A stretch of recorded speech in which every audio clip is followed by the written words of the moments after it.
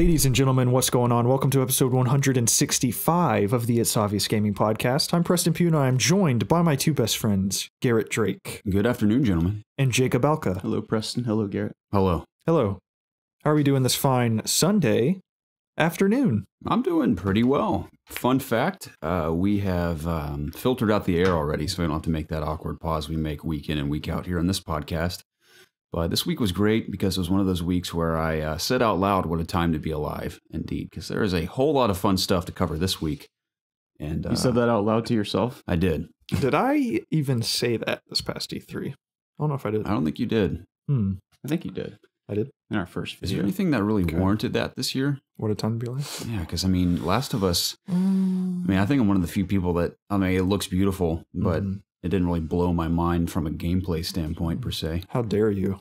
So no, I mean, it's like to be. It was the best looking game at E3. It's like I don't even know what Naughty Dog could do to exceed my expectations anymore because I already expect the world of them. So it's just like, oh yeah, this is what I thought it was gonna. It'll more than likely be a masterpiece for sure. Yeah. So I just zoned out for a second. Why are you talking about The Last of Us? I'm talking about anything that warranted a what a time to be alive at E3 this year. Oh, okay. Resident Evil is up 2. there. Yeah. I really, really want that now. I feel like there's one big thing that we're forgetting. There weren't really any major. It was a reveals. good E3. Yeah, it was pretty solid. Yeah, it was a good E3. I mean, I was so wrong about EA though. I was like, I think everyone's going to really bring it this year, even EA. And EA was worse than ever this year. They never bring it. They never will. No, they won't. Anthem looks cool though. It looks pretty cool. Fine. Looks cool. I hear it feels great to play. Yeah. But I did not get my hands on it, unfortunately. I think I'll enjoy playing it. At least I hope so. But besides that, Jacob, how are you doing? I'm good. A little tired today, but had a good week. Good week away. Good week at the beach. Yes, I was at the beach. It was got nice. some sun. Did I? Mm-hmm. I might have gotten a little bit. Especially when you're sitting next to me, you're going to look very tan. Trust me. Well, I'm as white as they come, my friend. Same here. I mean, you gotta want it, you know? You gotta work for it. The sun. I'm also cursed with my father's skin who can't really get tan at all. And for me to get tan, I have to bake in the sun for about 3 weeks straight, 24 hours a day to get a shade darker than this. I actually reflect the sun. So, I mean, some people are vampires, some people aren't. I'm truly a vampire. I'm a night dweller as well, so it makes total sense. What I'm trying to say is I wish I was Edward Cullen. Oh. I've always joked about the fact, the best part about those vampires, everything else is very silly, but the best part is that they never sleep. I wish I had that ability. I wish I could too. Same here. Yeah.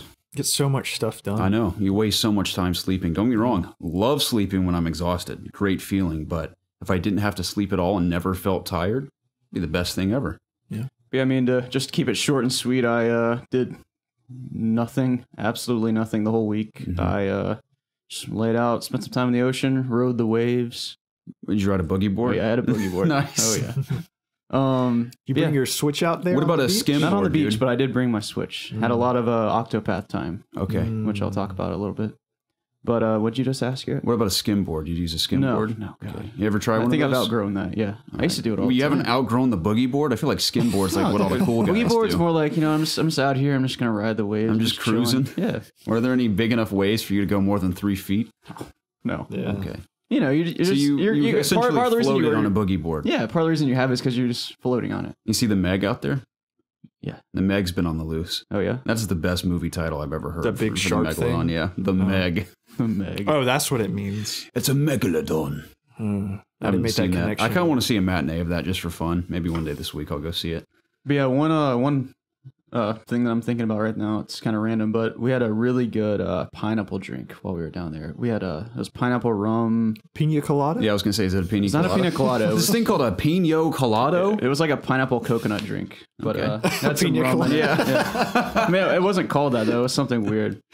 But it was really good. So Okay. that was a highlight also. Nice. That's great. Sipping that Man, on the I beach. would love to do what you did this past week. Yeah. That's what's very I sad. thought neither of you guys liked the beach. I like the beach. I like the beach. I just don't like the beach.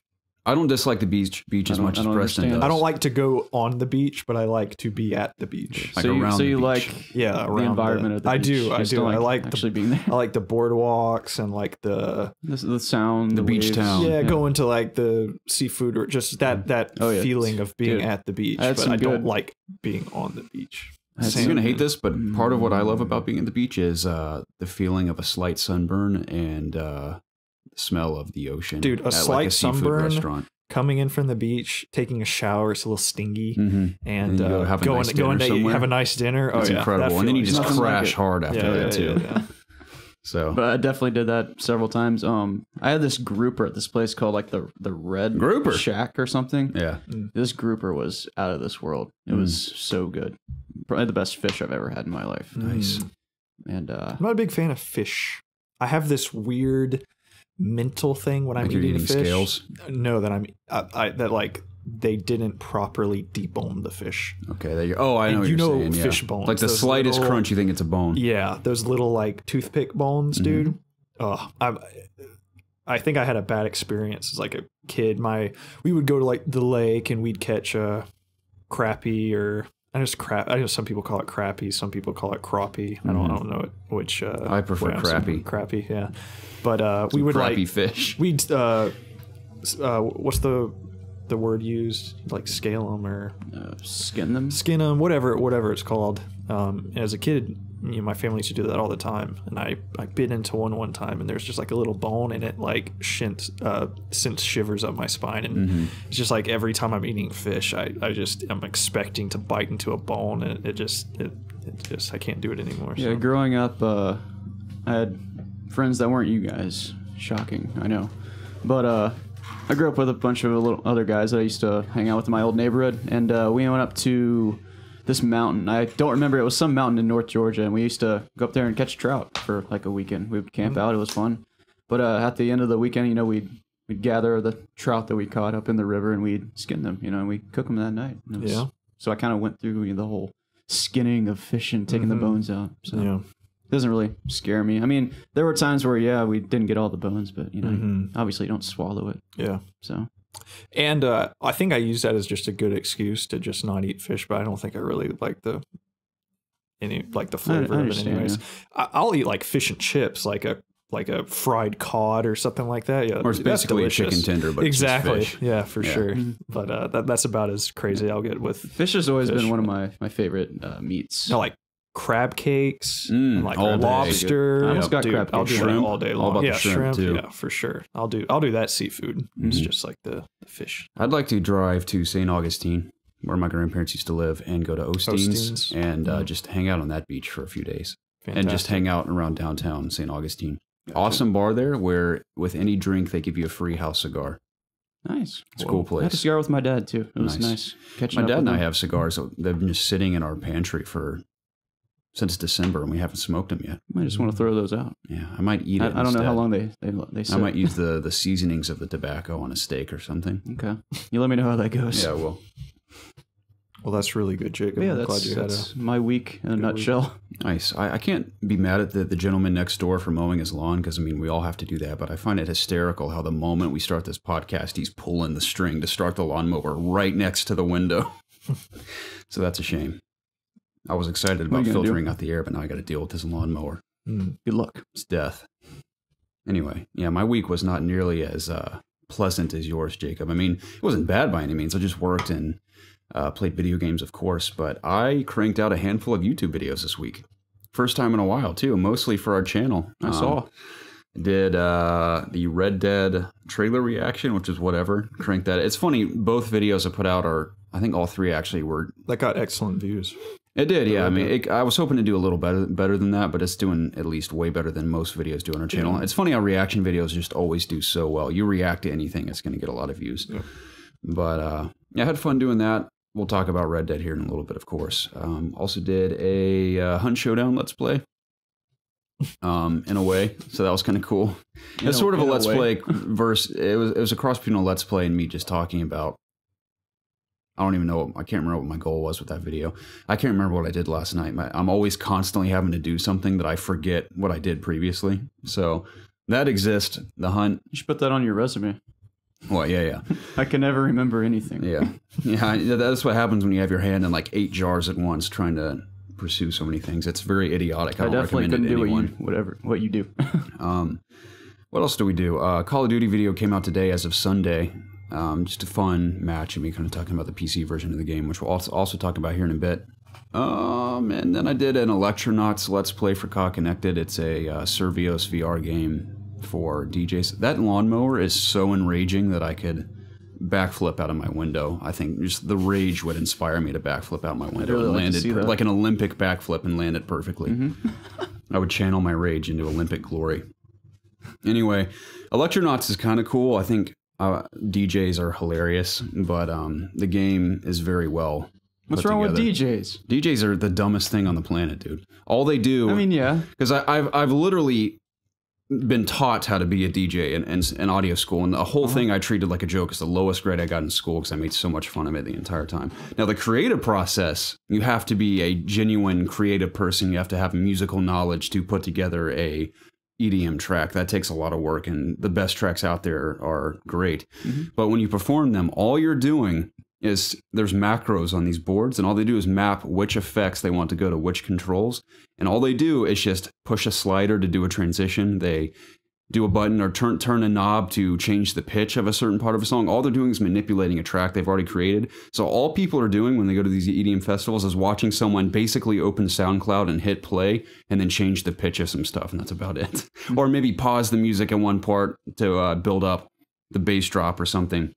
So people are paying, I imagine, hundreds of dollars to go listen to SoundCloud live. Obviously, there's different levels of that, right? Like, for example, I like a guy that likes to play drums while he does that at the same time. So yeah, see, that's cool. I mean, if you're actually performing like an actual instrument, it's cool. Like, I like when EDM actually has musicians on stage with them adding to their tracks, like a live guitar player or a live drummer or something, or maybe a live vocalist. That's different. But when someone's just staying on a stage hitting buttons, it's hilarious. There's this one funny video from like Minecraft Con or whatever it's called, where this dude just on the stage by himself, and there's just single pillar, and he has his MacBook on. Oh, I watched he's that just clip. Playing music, and he's just standing behind the computer, like pumping his hand in the air. Yeah, because I spliced in a ton of funny clips like that into the video, and that was one of the ones I watched. So, but the game is cool because they take that idea of manipulating music for a live performance, but make it interesting in VR. You're a space DJ, so you're flying through space, and they give you all these cool controls and abilities to manipulate the song you're playing.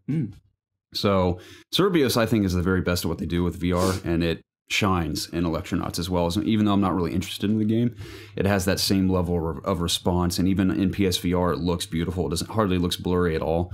So very cool experience for what it is. I'm reviewing it as well. I haven't played it enough to really warrant a review. I'm probably just going to find some smaller YouTuber and copy his review just to crank it out really quick. it seems to be the thing to do now. Yeah, so I'm gonna do that, I think, just to get it out quickly. But overall, pretty solid. I wish you'd play Beat Saber. If someone gives me a free copy, I'll play it. Yeah, I don't really actively pick up VR games anymore. By the way, you guys can thank me later if this ever comes to pass, but I talked to one of the I think I mentioned this when I got back from E3, but I talked to one of the higher-ups at Survios when I played Creed Rise to Glory, which they're also working on, which launches alongside the movie in the fall.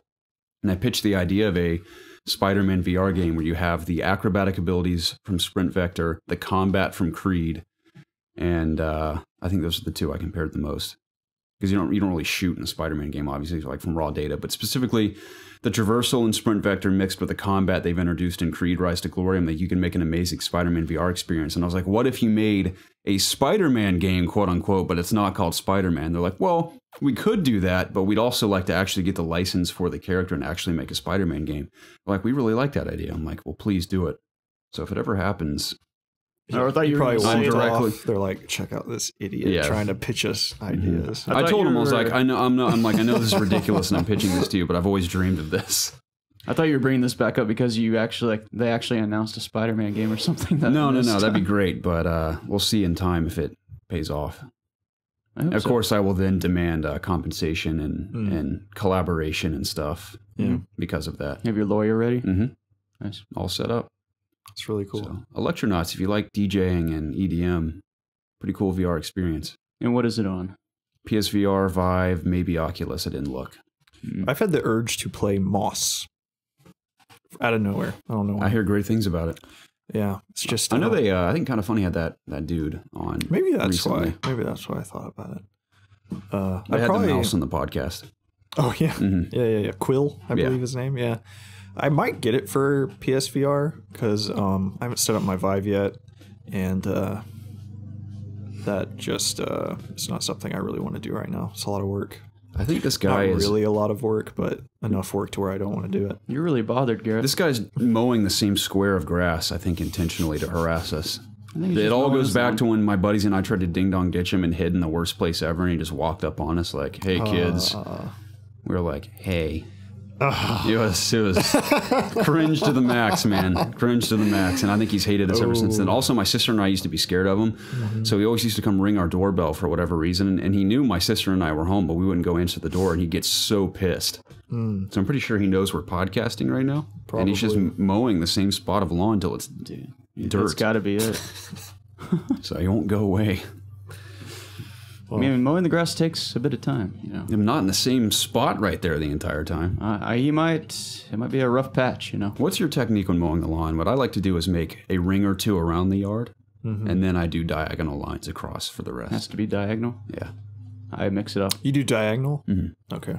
I always do it different to keep myself entertained. I also like horizontal or vertical, of course, too. That's nice. But I typically just do it vertical. I think vertical looks nice on a hill, and our yard's sort of on a hill. I do what you do in terms of doing like a circle around the yard. Now, do you edge? Occasionally, yeah. I mean, obviously you kind of have to edge, but I don't always edge. Then you got to blow it. Yeah, of course. Yeah, I wouldn't dare leave it. Yeah, and then you got to take the weed blow it into the whacker, neighbor's yard. Get up near the house where your lawnmower can't go and stuff. Yeah. One time I got so distracted by the podcast I was listening to that I did rings around the entire yard, and the rings keep getting smaller and smaller and smaller. It looked like a geometric square across the entire yard. That's how I think that's how you're supposed to do like a riding lawnmower. Really? I think. Yeah. I'm pretty sure I've done that with a riding lawnmower before. Just go in circles. The problem with doing that is that once you get to the center, you have to mess up your circle. You just like have this nice pattern, then just like a line going off to the garage or something. There's nothing worse when you accidentally hit like a stump when you're doing perfectly diagonal lines across the yard, and all of a sudden you're like, and it makes like a terrible squiggle, and you have to try to fix it. Oh, dude, the first time I cut the grass at my new house, I got like 90% through the yard, and I'm coming up by like the I don't know what it exactly is, the massive like green box. I guess it's for like electricity or something to jump between the houses. And I was coming up on it and just like the loudest noise of all time. It scared the crap out of me. I like jumped back, and the grass is fairly high because I didn't cut it in like about 2 weeks for like the new house. And I went over and I felt this piece of metal, and I pulled out like a 8-foot rod. Man. That was just left over from construction. That just a piece of it had been sticking up out of the ground. But thankfully I didn't like blow the mower. Wait, the rod was in the ground? Yeah. It's like about half a foot was sticking up, and I couldn't see it because it was just hidden in the grass. And I pulled out like an 8-foot rod. It was huge. Crazy. That's hilarious. Yeah. So I think it was like an old piece of conduit or something that the electricians used.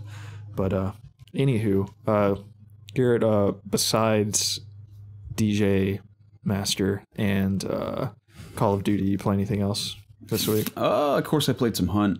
I feel like there's maybe one other thing I did. I think it was just mostly Hunt and Call of Duty this week for me. Jacob? Lots. Oh, wait. I'm crazy. I did Dead Cells, sorry. Tell me about Dead Cells. Yeah, no one likes to watch you stream that game. I had like 4 viewers the entire time. So I tried it twice. I was like, maybe it's just the time of day. I tried it in the morning and at night, and no one cared. So cool game, though. I really, really like it a lot. So that's awesome. Yeah, we'll talk about that more. Were you playing it on? Switch. It's strange. I had good viewership for Ori and Celeste. I expected a lot with Dead Cells, especially like the situation surrounding it. I'm sure there'd be some interest in this. Nope. Not at all. Maybe you're just a big loser. Yeah, maybe it's you. I think it is. I think it is me, actually. Every time I stream recently, I don't think anyone wants to hang. But those who do hang, we have a good time, man. We have a good time. So, I mean, I don't watch, so I don't know. Jacob, you get a lot of Switch time? I did. Yeah, I played Octopath pretty much exclusively. I didn't play him nearly as much as I thought I was going to, like going into the trip. I doubled my time a little bit over. I've unlocked all the travelers now. I have like the party that I want to start going into the next chapter of the game with to start out, because I want to get through the whole game and get through all the characters' stories, so I'm gonna have to level them all up eventually, just over time, and it's gonna probably take me a long ass time to play the game because it's so massive and there's so much to do. Like I didn't realize how just big this game actually was, because I was just going from town to town, so I was like, okay, I'm just getting all the characters. I'm sure this isn't going to take another it won't take another 100 hours, but I can easily sing this like 150 hours. Like there's so much to do, dude. But I settled on Theron the Thief because I really like him and his combat. I'm using Ophelia mostly because, well, she heals and she does holy damage, but also I can't take her out of my party because I started with her. I didn't know going into the game that you can't take out your starting, like the very first person you started the game with, they're stuck in your party until you finish their story, which is when you're almost done with the game. Because I think every character has like 5 to 7 chapters of story content that's just derived around their personal story. Gotcha. But yeah, it's going to take many hours and long time to level all of them up. And I'm also running with the scholar Cyrus, because he does a lot of magic, elemental magic, and forgive me, I can't remember. Who is it? Bo. It's not the Huntress. Oh, it's Ulbrich the warrior. Yeah. He does really good damage. He's also good at hitting a lot of enemies at the same time, which is handy. But yeah, the game's really fun. I'm just gonna sit here and say all the same things I usually say about it. I'm just really enjoying the game so far, and I am really excited for BFA. The day this goes live is the day it launches, boys. Battle for Azeroth. Oh yeah, I'm so freaking excited. This will probably be the most excited I am all year, honestly. Wow. WoW makes me more excited than any other game. And I'm gonna be streaming right when it goes live today. I keep messing up the times. It'll be today when this podcast is live at 6 p.m. Eastern. So I will be live on the internet. Wonderful. Probably be streaming through the night. I'm glad to hear it. Have fun, nerd. Well, I'm gonna have a damn good time. I believe it. I just got Ophelia. I just finished her initial story. So I have her, the Huntress. I don't like her. And I don't like reading the way they talk. I hate how she talks. My God. It's like when I'm reading everybody else, I can skim and like know what's going on, but I actually have to like you gotta focus. Focus when I'm reading their stuff. I enjoyed her whole her pet, and then you can tame other animals. Yeah. That is cool. I like her combat wise. The story is so far. I finished the initial like chapter 1 and it's whatever. I'm going to interrupt you because I just remembered something. Once you get so far in the game, you unlock trade skills, which is basically you can take a skill of another, like how another character fights, and you can give it to another character. Okay. So for example, I unlocked the one for the apothecary. So that allows me to take his abilities and basically add them on to another character. So I added them on to Theron. So not only does it give him like all of his abilities, but he also like changes his look too. Like now he has a green outfit. Oh, that's cool. That's pretty cool. Theron by himself, I don't really like combat wise. Okay. He has that fire thief attack. He can steal, and then he has the dagger and sword.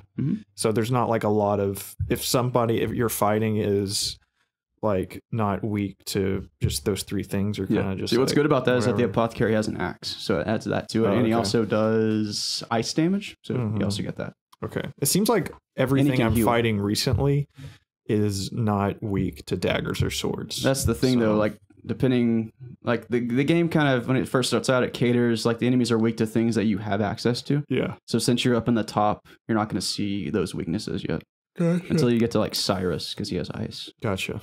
He has fire, lightning, and ice.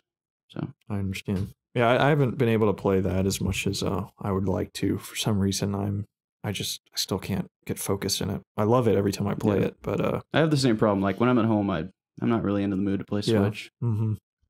I have a surprise. I think the thing I played the most this week. I know I played a lot of the Black Ops beta on PC. So we'll talk about that in a little bit. But besides that, I played Madden 19 on PC. There's a 10-hour trial, and I used all 10 hours of it. Oh, wow. And it's fun. I can't tell a difference at all between 18 and 19, honestly. But I'm just playing through like the preseason into the regular season with the Falcons right now. I was 4-0 in the preseason. Nice. Definitely different from real life. I didn't get blown out by the Jets, but yeah, it's fun. I don't know. I like Madden. So were you just playing with the stock team, or did you like make a guy or something? No, I'm just playing with the updated roster. So you played 10 hours of just playing football? Just playing. Nice. Yeah. I didn't do like I'm just doing the franchise, I guess. It's like when the game ends, it's like you take control of a franchise. Yeah, like I just wanted to play just a game. I didn't want to get into like the management mode or anything, and it was so it's the full game for 10 hours. Yeah, cool. Yeah, and it runs fantastic. I saw some people saying that the frame rate has weird hiccups, but it's ran like I've not had one frame rate stutter or anything, and it looks really good. Like there are a few details in the game that are crazy how detailed they are. Like when you're playing in Mercedes-Benz Stadium, you can look at their helmet and you'll see the video ring on their helmet. And I'm like, that's impressive. Is so freaking cool. And then there'll just be the coach animations where they're just like, doing their arms. And I'm just like, that looks so, everything are looks the coaches so accurate? Oh, yeah. They are. You can tell. It's not just generic coach A and B. Like they're modeled correctly. But it's like the helmets and like the turf and the stadiums are like so freaking good. But just there's some animations where you're obviously playing a game, and I started to think about it, and it's so impressive how, I mean, think about any other game where you have 22 guys on a field that have to touch and fall on top of each other and interact, and to 1000% get that lifelike. Like that is so freaking hard when you actually think about how much time and stuff goes into everybody. What other game has that many like people on screen touching each other where it's not a canned, like it's different things are happening at every single play. So it is kind of impressive. Like an MMO maybe, but even then, like it doesn't look as good as like Madden does. Yeah. Right, so it's when there are hiccups like that, I think about like, well, I don't even know how it would be possible to make it look like 1000% like, lifelike, but yeah, it's fun. It's always exciting when you pull off like a really impressive run. Like I was on in the red zone playing against the Jaguars, and I think I was down by a field goal, so I was going to tie it up, and I'd thrown already 2 picks in the game, so I was just running it, and I sent Freeman up the middle, and I have no clue how I did it, but I brushed off like 8 tackles and I popped out of I got free in the secondary, dude, and I got a touchdown, and I like stood up from my chair and was like, yeah. It was so exciting. So like when things like that happen, like I hit Jones for like a 80-yard pass in one of the games, and just stuff like that is so exciting in the game where you can actually pull off like a massive play. So so yeah, but it's just, it's Madden. They're like, oh, the new free flow running and stuff. I'm like, this feels the exact same as Madden 18. So it's whatever, but it's always fun when I'm not in the mood to get invested in anything. It's just a cool game to I'll sit down and play a game or two. So yeah, I had a wee bit of fun with that on PS4. Yeah, I have it on PS4, Jacob, if you'd like to play. Madden? Yeah. Oh yeah, I helped with the video review for COG. How'd that go? Yeah. Churn out okay? Oh yeah, it was fine. Yeah. I wasn't necessarily excited about it because I don't love Madden, but I like playing it with friends. Did you check out the Falcons at the very least? I did, yeah. I played as the Falcons twice, actually. Nice. I think they were like I lost both times. 85 living up to real life, my friend. Overall, but feels bad. The Falcons. Hey, they're ranked as the #1 offense this year before the season's even started. Wow, so okay. Yeah. If that means anything. We should go to a game this year. I'd love to go to I'm going to go to a game this year. I want to go to an Atlanta United game too. I really liked that MLS game. Yeah. I haven't been in the bins yet, so I'll be going there for the SEC championship this year. Nice. You already have tickets? You're going. I will find a way to go. Oh, okay. Yeah. Good luck.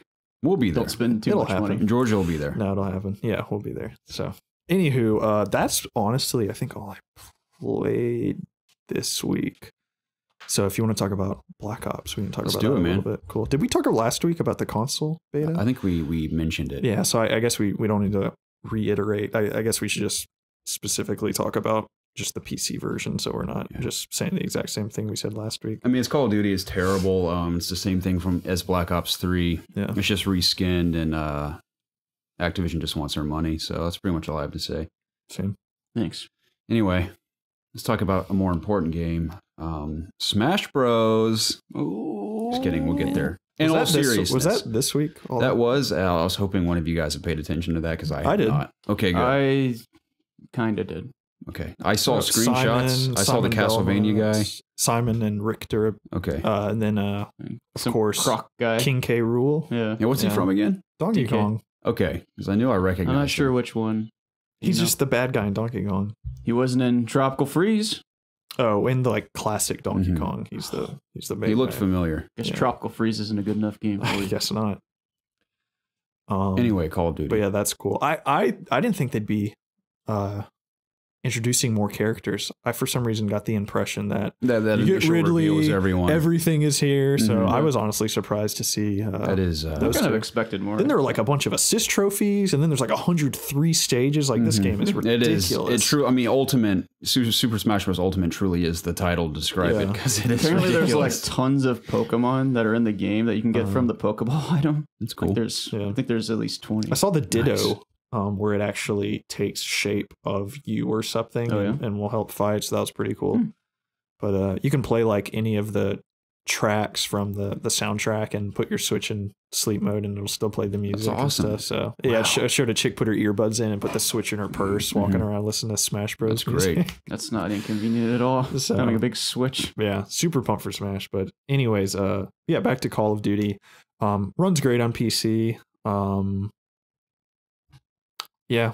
I mean, guess as that's it. far It's as the just Call of PC Duty, it version runs is good. concerned, it does everything you want it to do. You can map Yeah. your keys differently, which Preston. Oh my I mean, gosh. Preston knew that, but my keys are mapped vastly different to Preston's. Yeah. What did you And, change? I changed. What didn't he change? Yeah, I Is the changed good- almost everything. People are gonna think I'm crazy when I say this, but this is perfect for me. Don't say anything dumb. You're not gonna like it, Jacob. Trust me. So instead of toggling sprint, I hold sprint with shift. That's not left too shift. crazy. That's normal. Let's get into the crazy stuff. Okay. I slide with spacebar. I crouch. What? I crouch with left alt. I vault and jump with C. I toggle aim down sights. I shoot with G. I'm just kidding. My right ability, for example, Ruin's grapple hook, I have mapped to flicking down on my mouse wheel. And I found that to be very handy as far as aiming and not having to worry about hitting another key. It feels very good to use that for me personally. I can also switch weapons by going up on it, Mhm. which I don't typically carry a secondary anyway. But because you die so much in Call of Duty, what the hell's the point? Like, oh no, I ran out of bullets. Time to whip out my pistol. Like I It's rarely good if you ever like use use a it. shotgun or Yeah. If you have a uh, shotgun or something, rocket launcher or yeah, something. that is a nice perk to have. But what else? Yeah, you can map your keys differently. Of course, you can change all your graphical settings. Everything It's you can like do on it's PC. like it's a but video game. what I like about it is that I keep making this comparison. Just how Destiny 2 feels amazing on PC. I was gonna say that. Yeah, it's almost like because this is the first time that I've ever played Call of Duty on PC. And I know Same it's with me. never been this good, Right. And it kind of seems like it made that same jump. Old I know Beanox, I know man. Destiny 1 wasn't on PC, but Mhm. it's kind of like on the same level in terms of how good the Yeah, port is. we're on console and PC. They feel totally different, but they feel right on those Yeah, respective platforms because That's a I good way to think explain it. Yeah. like all the recoil feels totally different on a mouse and keyboard than it does on a controller. Yeah. But in that sense, really enjoy it. I'm not going to try defending the game because at the end of the day, I couldn't care less about how many people hate the game or claim they're not going to pick it up. That's fine with me. To each his own. But it's the kind of Call of Duty where, and I even said this initially, it looks like if you put Black Ops 3 and 4 right next to each other, you could hardly tell a difference visually, but it feels totally different from Black Ops 3. And that's why I'm personally excited about it. I like it. I've played a few matches just to check it out. I like it more than Black Ops 3, and it's probably the most fun I've had in Call of Duty since Black Ops 2, Mm-hmm. honestly. But I'm really just interested in the blackout mode, honestly. I'm not going to put a whole lot of time in a Call of Duty anymore. It's just not where I am in my life anymore. Yeah, I won't be investing a ton of time into the competitive multiplayer, but Blackout especially. I think most Call of Duty fans this year are looking most forward to what they do with Blackout. Yeah. I'd imagine that's the case because that's the most unique mode they're bringing to the game. I think it does. It's a very good looking game, and it plays fantastically. Like we always say that Call of Duty is like the standard for FPS gameplay, and it still holds that to that T. It's still really good. Yeah, but yeah, I really without there being any aim assist on the PC, which is super prevalent in the console version. Oh yeah, it like glues to people on console. Yeah. So even more so, it seems like there's more intense firefights just on the PC version because it's harder to continue. Because the kill time is much longer than in especially at least it feels like it. On. Yeah, exactly. Than other Call of Duty. So it definitely seems like there's more firefights going on. Yeah. Even if you're getting kind of shot from behind, I feel you still have a chance to at least kind of turn around, maybe get behind something, initiate your healing, etc. But I'm really enjoying it. It's the most fun I've had in Call of Duty in a very long time. The skills from the specialists feel just really different. It actually I feel like you're actually doing something significant. Yeah, with them, and it's not just like how the felt... specialists in Black Ops 3, you're just, I'm waiting to get my thing to kill people, which that still is in the game. There's like the War Machine, there's the Annihilator handgun. Like there are some things, but I like the Vision dude where he can pull down his pulse. He is the most helpful asset to any team by far. And then there's the medic guy who can boost his teamates with extra health and stuff. I like using the flamethrower. Yeah, dude, that thing is insane. It's got a lot of range. Yeah, it's like half a mile. But he's got that radiation ability. Yeah, that's really. I at first when I used it, I was like, this is kind of dumb. But dude, if you can like go to a domination point and someone's on the other side, and you can lay that thing down. Yeah, that's really cool. I was playing TDM, and it was the map I think you were playing on. Wait, no, it was the map you were playing on in the video. The snow map. It's the one that's inside exclusively. I don't know if there's snow or not. There's like a snowy map, a beach map, and then like a facility in the rain or something. I think it's snowy. I think it's the snowy one. I know what you're talking about. Yeah, but you know that tunnel that like connects the two middle parts? Yes. So I was sitting like right there on that corner. I knew there were people in that other room. So I got out my radiation thing. I pointed it towards the wall and I killed 3 people. Nice. It's really satisfying. I learned the hard way that also damages you when you're using it. Yeah. If you does it? Block it a bit. Oh yeah. If you do it for too long, it'll start kill to take your health. Oh, and it'll also prevent the people being hit by it to heal too. So yeah. But I feel like besides, and I think you pointed it out in the video, besides torque, everybody feels kind of viable in almost every game mode, whereas he kind of feels only useful when you're playing objective based modes, not too useful. He is always my go-to with control, where you have to hold down points. He's the guy that has the barricade and the barbed wire. Yeah, that barricade is very handy. That shoots out that pulse, especially like I was saying in those game modes. But yeah, I'm having a ton of fun. I mentioned to you earlier, and this isn't a big deal, but for some reason on PC, even at 4K, it looks kind of muddy. I don't know why. Like I even checked to make sure I was in 4K, and it was still just kind of looking a little odd. It just didn't look as crisp as even like Black Ops 3 for some reason. So I don't know if that's something that they're maybe by launch it'll be a little cleaned up. I don't know. You think by now graphically they're probably where they're going to be. Yeah, but that's like the dumbest thing to ever critique. It kind of stood out to me that this looks a little mushy for some reason, or soupy. I don't know. Soupy. I think digital. This looks like some damn tomato soup. Digital Foundry uses that term, I believe. Soupy. Soupy textures. Yeah. But anyway, besides that, yeah, I'm thoroughly enjoying this Call of Duty. As am I. Yeah, we need to play actually together, and I haven't. We do anything later tonight? No. We should play tonight. Yeah, for sure. But I'm excited to see the Blackout mode. Me too. Yeah, there's so much potential there, man. Yeah. So, but then Smash happened, and I guess everything else will be in the news. I'm sure you have like Quakecon and all that fun stuff. You ready to get into the news, or you want to talk about anything else? No, I'm good. Cool. This is the It's Obvious Gaming Podcast, show my two best friends and I get together every single week to discuss video games. You can find all of our podcasts, including the video version of this podcast, over at youtube.com/ItsObviousGaming. If YouTube isn't good for you, or you'd like to take us on the go, you can find this podcast weekly at Apple Podcasts, Google Play, Audio Boom, Spotify, pretty much any podcasting service. Please check the description down below for timestamps to skip throughout the podcast, links to our social media pages, our PSN community, pretty much anything you would ever need to get in contact with us. If you haven't done so already, please subscribe to the channel and be sure to like and comment down below to get involved with the It's Obvious community. Doing so helps us out tremendously, and we would forever be in your debt. With all that out of the way, hey man, what's the news? You guys want to start with Red Dead? Yeah. Have you seen the gameplay? I've seen GIFs. I was not able so you to. haven't watched it all the way through. I watched GIFs and a smidge of your reaction video, just to look at it. So I technically have seen it, but I haven't You haven't seen that whole 6 minutes? Video. No. Okay. Yeah, it looks. From what I've seen, holy crap! It looks insane. Yeah. Have you seen it, Jacob? Yeah. Okay. What do you think? I'm excited. I've said my stuff in that video. For those who haven't seen the video, I'll reiterate some of it, but I want to hear from you guys first.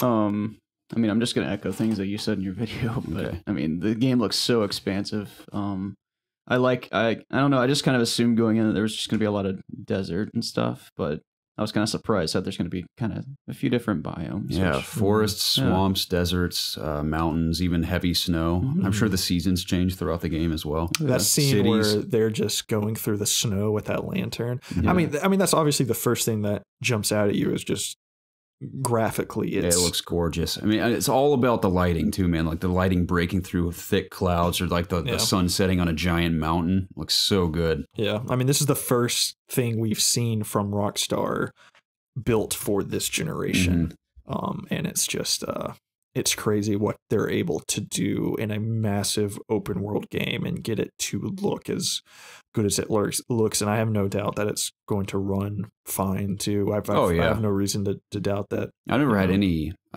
performance issues with any Rockstar game. It's on honestly console.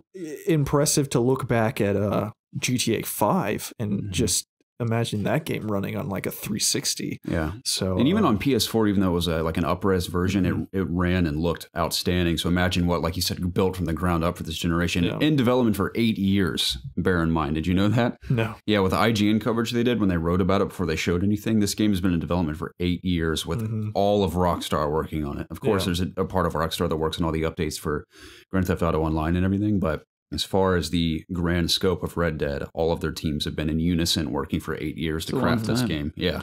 But, besides graphically, the one thing that stood out to me, and I know this is so cliche to say, is like an open world game. Like, we want this world to be living and breathing. And like everybody in the world has said that for their open world game. And, some do it better than others. And, we'll still have to see if this lives up to the hype. But just being able to, just how you communicate with people, like how they just kind of walk next to you, and how you can choose how to interact with people just out in the world. Even the simple waving hello to someone. That really just makes it's always the little things that bring it to life like that. And just having your camp, people asking you to do stuff, having to bring them food, but it actually, like when you kill a deer, you don't just get that canned animation of and they don't show anything. You're like slinging that thing over your so good. It's just things like that. I'm like, whoa, like this could be like a game changer for open world games in terms of just how you interact with everything. Take-Two claims that's the case. I mean, obviously any publisher is going to be overly optimistic about their game, but they're like, we promise you this will live up beyond your expectations. It is a game. Like I know it has to be a game at some point, so I know there will probably be a moment or two where you can gamify those systems to like get out of a situation. You know what I mean? How to stack 80 deer on your horse at once. So, something like, or just even in communicating with somebody, like you smack some dude and go like hide around a corner and the sheriff find you. Yeah, exactly. Yeah. I'm sure there will be stuff like that. So I'm still waiting for the day where you can, that stuff, you know, the AI will be so advanced to where like they will hunt you. You smack the sheriff, they're going to hunt you till they find you. Yeah, exactly. You know what I would love? I know they said narratively there's a like bounty hunters after you and stuff, but I think it'd be so cool if you pissed off a town sheriff and you could go off for 3 hours playing the game doing something random and someone has come to find you because of something you did in a previous town. That'd take a lot of, I imagine, I don't know how you would design a game to remember. I'm things sure like that. there's something like that your wanted level this. isn't just it went down, it's gone now, but there's still like maybe a bounty out for you. Like if you walk into in this very well could be in the game. I know that woman yelled at you like you killed my cousin. Yeah, like what if you had a bandana on, she didn't recognize you? Yeah, that'd be kind of cool. Yeah, I mean, it'd take a lot of AI wait a intelligence. minute, you look familiar, but that bandana is throwing me off. Those are two of my favorite moments when she's like, hey, you killed my cousin, and the other guy here he comes upon where he's like digging through like a old wrecked like crate or something. He's like, ain't nothing to see here, keep moving. I love stuff like that. Exactly. Like if you go into a town, like if you go into Armadillo in the original Red Dead, kill everybody. Yeah. And lose your wanted, come back. Nobody cares. Exactly. Like, oh, you just murdered everybody, but welcome to the saloon, sir. Right. So I hope they have fixed that with this AI, knowing. Like, I wonder to what extent is that you killed my cousin? Like, how far can that go? Yeah. So that's what I'm most, excited about to see in this. I love to, like we mentioned, it's always the little things. Even when if your gun's out of your holster in town, people will be like, why is your gun out? And people ask you to put it away. And the fact that your hat can be shot off and it will have a hole in it before it got shot, you have to physically pick it back up. It's awesome. Now, they might have addressed this because, like I said, I didn't read a ton of stuff, or I didn't watch the entire video, but I did see a GIF of him getting something out of a horse. So yes, you can store weapons in your saddlebags. Okay. That's cool. And skins, like rabbit skins and stuff. Okay, so I'm assuming it's not going to be like GTA or Red Dead where you just have like a weapon wheel of 50,000 weapons. No. That's what I loved so much about Max Payne 3. Yeah. Is that you could carry a long gun in one hand and a pistol in the other. Like you could only have certain... Well, you could actually physically carry. So that's so cool if that would be the same thing with Red Dead and you have to stock other like weapons on your horse and actually have to go switch them out and stuff. Yeah, they haven't confirmed that. I imagine they may mention that in the next video, but I'm hoping that is the case if they're wanting to feel this like a real living, breathing world, because I think even in the original Red Dead, you had a weapon wheel where you could have like 5 pistols and everything. Yeah, you had a weapon wheel, and then within that weapon wheel, there's like 8 guns in each one. Yeah. That's ridiculous. So I would much rather them have the realistic approach where you have to put weapons on your horse and everything. For sure. Even Uncharted series has been freaking amazing about that, how like even if you have 2 long weapons, you'll see both of them on their back and you'll see them like stacked on top of each other, like we were just talking about. Little details like that are so freaking cool.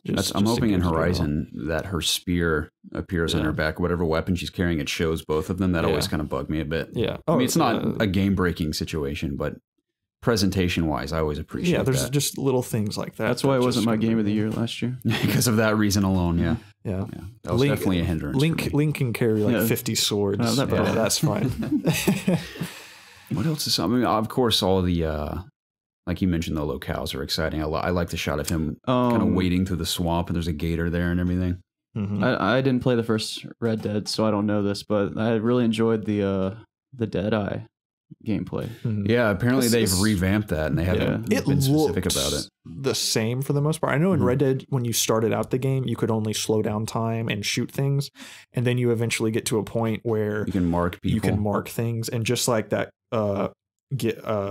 Green, I didn't see the whole video. One of the gifts you saw. One of the gifts I saw. Yeah, he was running in with his revolver. He just got like 3 guys, and he was like 3. That was essentially like how it was in Red Dead. I believe he was moving as he was doing that though, and I don't remember if. It just seems like your cursor has to pass over their head, and it it automatically marks for you. I assume you could probably do that while you're moving. Yeah.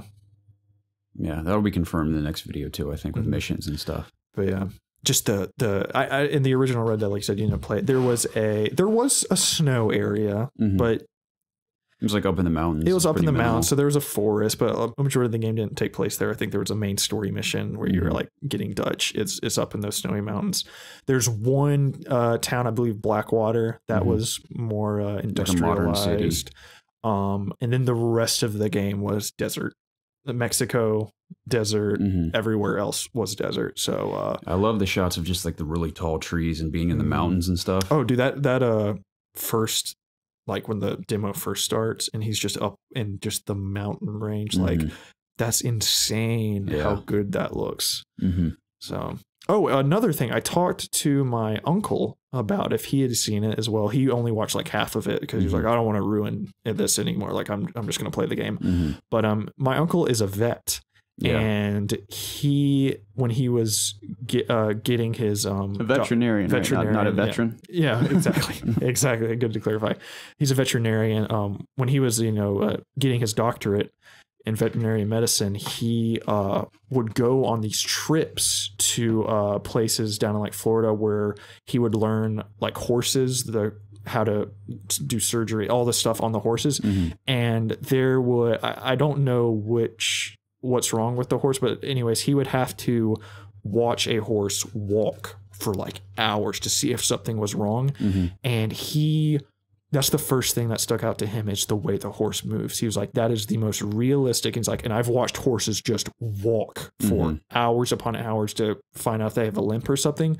He's like, there's a thing like their ankle, that just such a subtle thing that horses do that is in the game. He's like, it's the most realistic horse animation I've ever seen. He's like, just that little thing at his ankle that horses just do all the time, it being in the game just like kind of blew his mind by how detailed, it is. And to hear that from a man who like knows a lot about horses, that has studied them, knows how they're supposed to move and stuff like that, I thought that was very impressive. And of course, I'm sure Rockstar has had a camera everywhere but up a horse's butt, to make it's sure like no one's surprised by that. Yeah.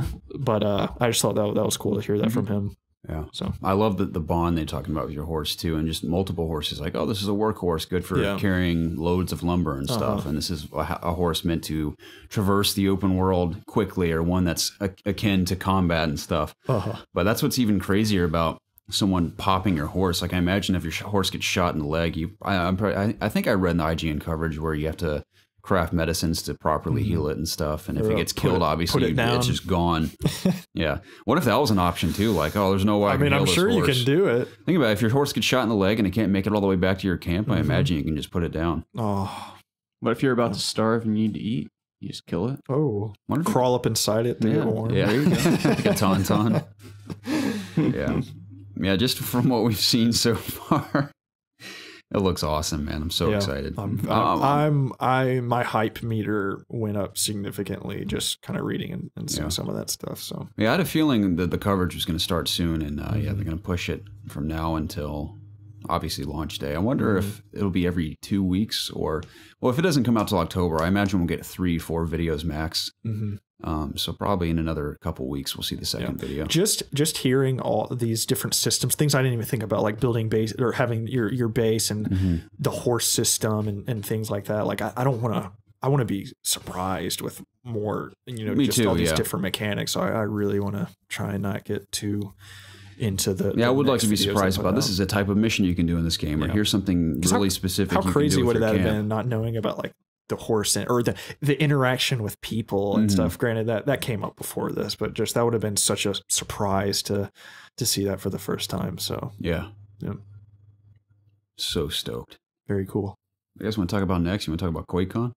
Yeah, Let's do it. You talk about let's get Fallout out of the way. Okay, just you take the lead on this. I haven't done that much research. So I watched the Fallout 76 panel at Quakcon. Had Todd Howard and 2 other guys up there, and pretty much the only thing they really got into was the progression system and the perk system. And did you watch anything? I just watched the Doom Eternal gameplay. Gotcha. So pretty much how leveling up in Fallout works, between levels 1 and 10, every 2 levels, you are presented with a perk choices. There are cards that have perks assigned to these cards, and you can pick any of these perk cards every level, but every 2 levels between level 1 and 10 you get a perk card pack, which will have just random perks in it. And I know initially that might come off like, oh, we're just leveling up through loot boxes, but the reason that I actually think that's really cool is that you pick the perk that you want, and then it gives you random ones. So it might give you ones that you might not have picked necessarily, but now you have them, and now you can try them out now. And that's the entire point, is to get you to experiment with different builds by just giving you random perks. But it's, so let me see if I understand this. So every 10 levels you just get to pick any card that's in the game. Well, right? Between level 1 through I think every level you can pick up a perk Yes, I think so. But So it's like you're leveling up in Fallout. You can pick up a perk. Exactly. So you still have the specials, the strength, perception, endurance, charisma, and stuff. And depending on your rank, it can be levels 1 through 15. Like if I have 5 points in charisma, I can use cards which total 5 points for charisma. Like cards at the top left corner, it'll be like a 1-point card or a 3-point card. So you have 5 points to do those. And obviously the better the perk card, the more points it's going to take. And you can switch those out whenever you want. Like there's a Lone Wanderer perk, which when you're by yourself, it'll let you get like 10 more damage or 10 more experience. And obviously you want to take that off when you're with other people. The charisma perks pretty much are made for you to be in groups. Like they'll share perks with other people that are in your group. So if you're going to be playing with a lot of people, then you might want to invest in the charisma skill. But you can get levels 1 through 15 for all of your special skills. So I'm assuming if you're fully leveled up, you'll have 15 points in each of your special to switch cards in and out. Okay. I think you stop getting points past level 50, but you can continue to get perk cards. So so if you like get rid of them because you have duplicates, can you get stuff? Duplicates, you can get duplicates that'll make that initial card more powerful. Oh. But you can choose the duplicate if you want to too. So there's no RNG. If you want a perk, you can get the perk. All the RNG is doing is that it'll just give you random perks that you might not pick. Like it'll just allow you to experiment more with different things. Okay. It also gives you a piece of gum and a joke in the perk pack, and the gum actually alleviates your hunger as well. So that's pretty cool. But I've already seen people jumping on the microtransactions, loot boxes thing, and that's not. Can you buy them? No, you cannot. So Pete Hines came out and said you only get them through level. And microtransactions are only cosmetic as exactly. Only cosmetic. So I like the perk system. I like it that you're able to switch your builds depending on different scenarios. It's as easy as switching your cards out. So I thought that was cool. And I think it sounds interesting. So I don't have a problem with it at all. Some of the perks that they showed looked really so generic as find more ammo, find more, your weapons do more damage, and you can obviously stack those to make those better. But there are interesting like mutations and stuff too. There was a brittle, like a bird mutation. I forgot the exact name for it, but it allows you to jump higher, but you can carry less things. So the mutations will have a positive effect, but they'll also have a negative effect. And I think that's pretty cool too. But so that seems cool. The other thing they got into was the PvP side of the game, which I think, me personally, this made me feel a billion times better about PvP. Like it is, I think it's absolutely perfect what they're doing.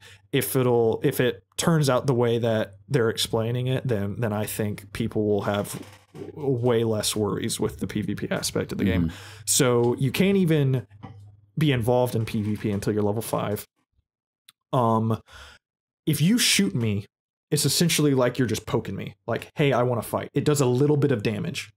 If I shoot back at you, I've essentially initiated the fight, and our guns do full damage. Okay. If I don't want you to fight me, I can just kind of try and get away. You can still kill me though. It'll do little damage, but if you kill me, it's flat out murder, and a bounty gets put on your head. And everyone in that world can see you on the map. Everyone sees it. So even if like you engage back, you still get a bounty on. No. If I engage back, it's a fight. If I don't want to fight you, you can still technically kill me, but you will be marked as a murderer. And people will be incentivized to come kill you. You will be seen on the map. You won't be able to see anybody on your map or anything. Now, if you get killed, the bounty amount is taken out of your money. So it's not just like get 2,000 caps to kill this guy. No, that's taken out of your stash of money. So that. I wonder if you're broke how they tackle that.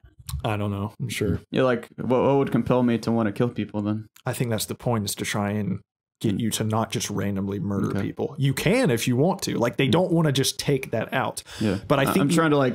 Because some people are going to want to go in and that's what they're going to want to do. Right? Yeah, so there's no incentive to be just a crazy murderer. Yeah. And I'm wondering. I know they mentioned if you die, you lose all your junk you're currently carrying. Now I wonder what reward the other, like say the victor gets. Can they loot you? They can loot your junk. Okay. And I believe if you initiate a fight, there is a cap payout depending on who wins the fight. If I kill a guy at a much higher level, I get more caps. Right.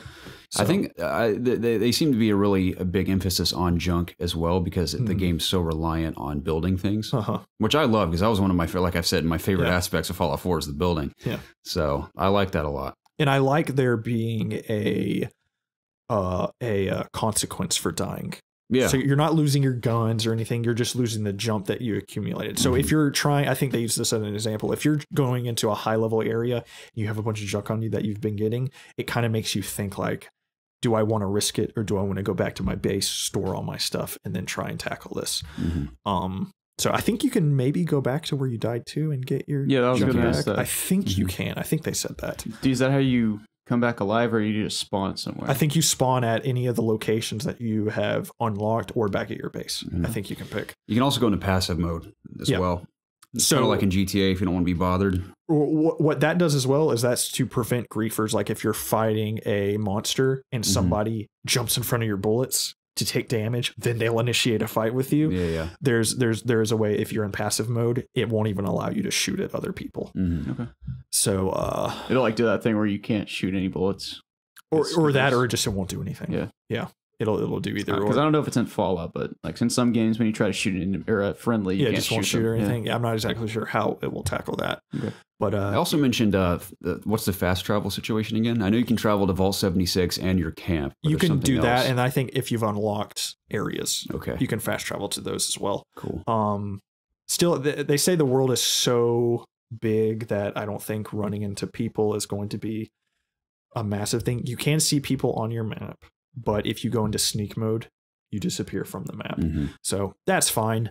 I would like to at least try it to see if nobody can see anybody, because I think that would be more fun if you're just kind of running down the street and you just happen to come into somebody. I think that would be cool, but it's whatever. They'll still tweak and mess with things. But anyways, I do like that. Oh yeah, you can also block people as well. If some guy's just harassing you, you can just block him, and it'll completely, he won't be able to find you.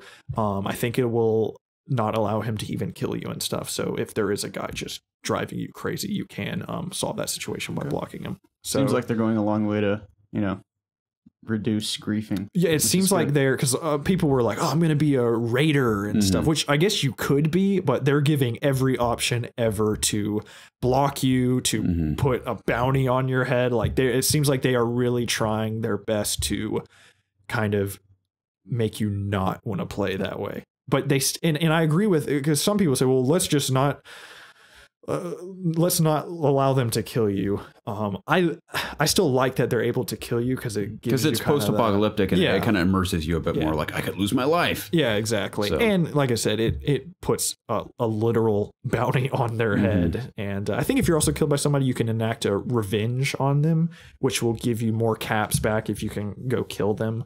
Okay. But again, if you don't want to be bothered, just want to, they continue to say that this is just a Fallout game. There's just going to be quests, blah blah blah. We haven't seen anything like that, but every time I've heard Todd or Pete talk, that's the first thing they say is this is still a traditional Fallout game. People that have played this game are like, oh, this is Fallout. This is what I know from Fallout when they first start playing it. So. Yeah. Another big thing is that you can create blueprints for stuff you've built. Let's say you have this gorgeous base and someone nukes it. If you have a blueprint saved, you can just instantly spawn it back when you build it. And also you can damage other people's things, not to the point where they can't repair them. But the reason they added that is if somebody like builds you in a prison or something, you can get out of it. You have to be able, they have to allow you to be able to like blow your way out of it or something like that. Okay. So I like that too.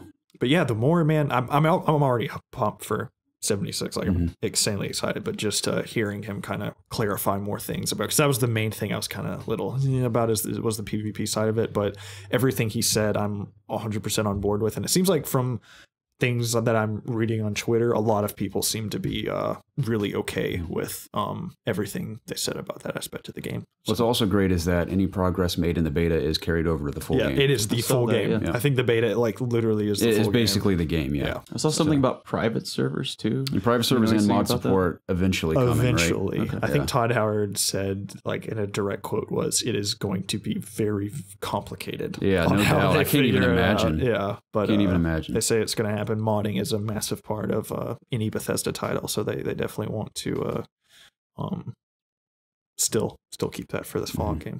So. Yeah, still what I'm most excited about is just building a base with the thought in mind that real people will try to attack this. Because for fun, I would build a base with all these defenses in case raiders came or I think the turrets are activated if they attack you. Like they'll just automatically start attacking too. Because you're actually building with a real human being in mind now. So you'd have to build, if I were going to attack this place, how would I do it and how would I prevent other people from doing that? So that's what I'm very excited about. Yeah. So you got to also wonder, what's the point of people? There really, I feel like, needs to be an incentive for people to want to attack other people's bases or attack them in general, other than just caps and junk.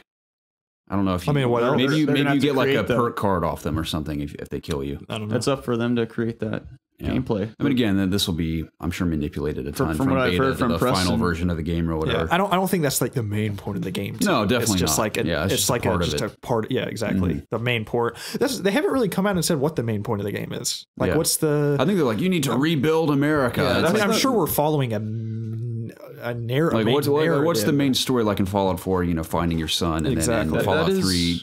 Fixing the water situation. Yeah. And that's my main concern going into this game is that I don't know why. Like, what's the point of me playing? Like, because I get that it's going to be a fun world to be in and whatnot. It's Fallout. It's a great world to be in. But like, am I going through like a story? Am I like, where's the fun gameplay mechanic? Again, he says like this is a Fallout game, so I would be absolutely.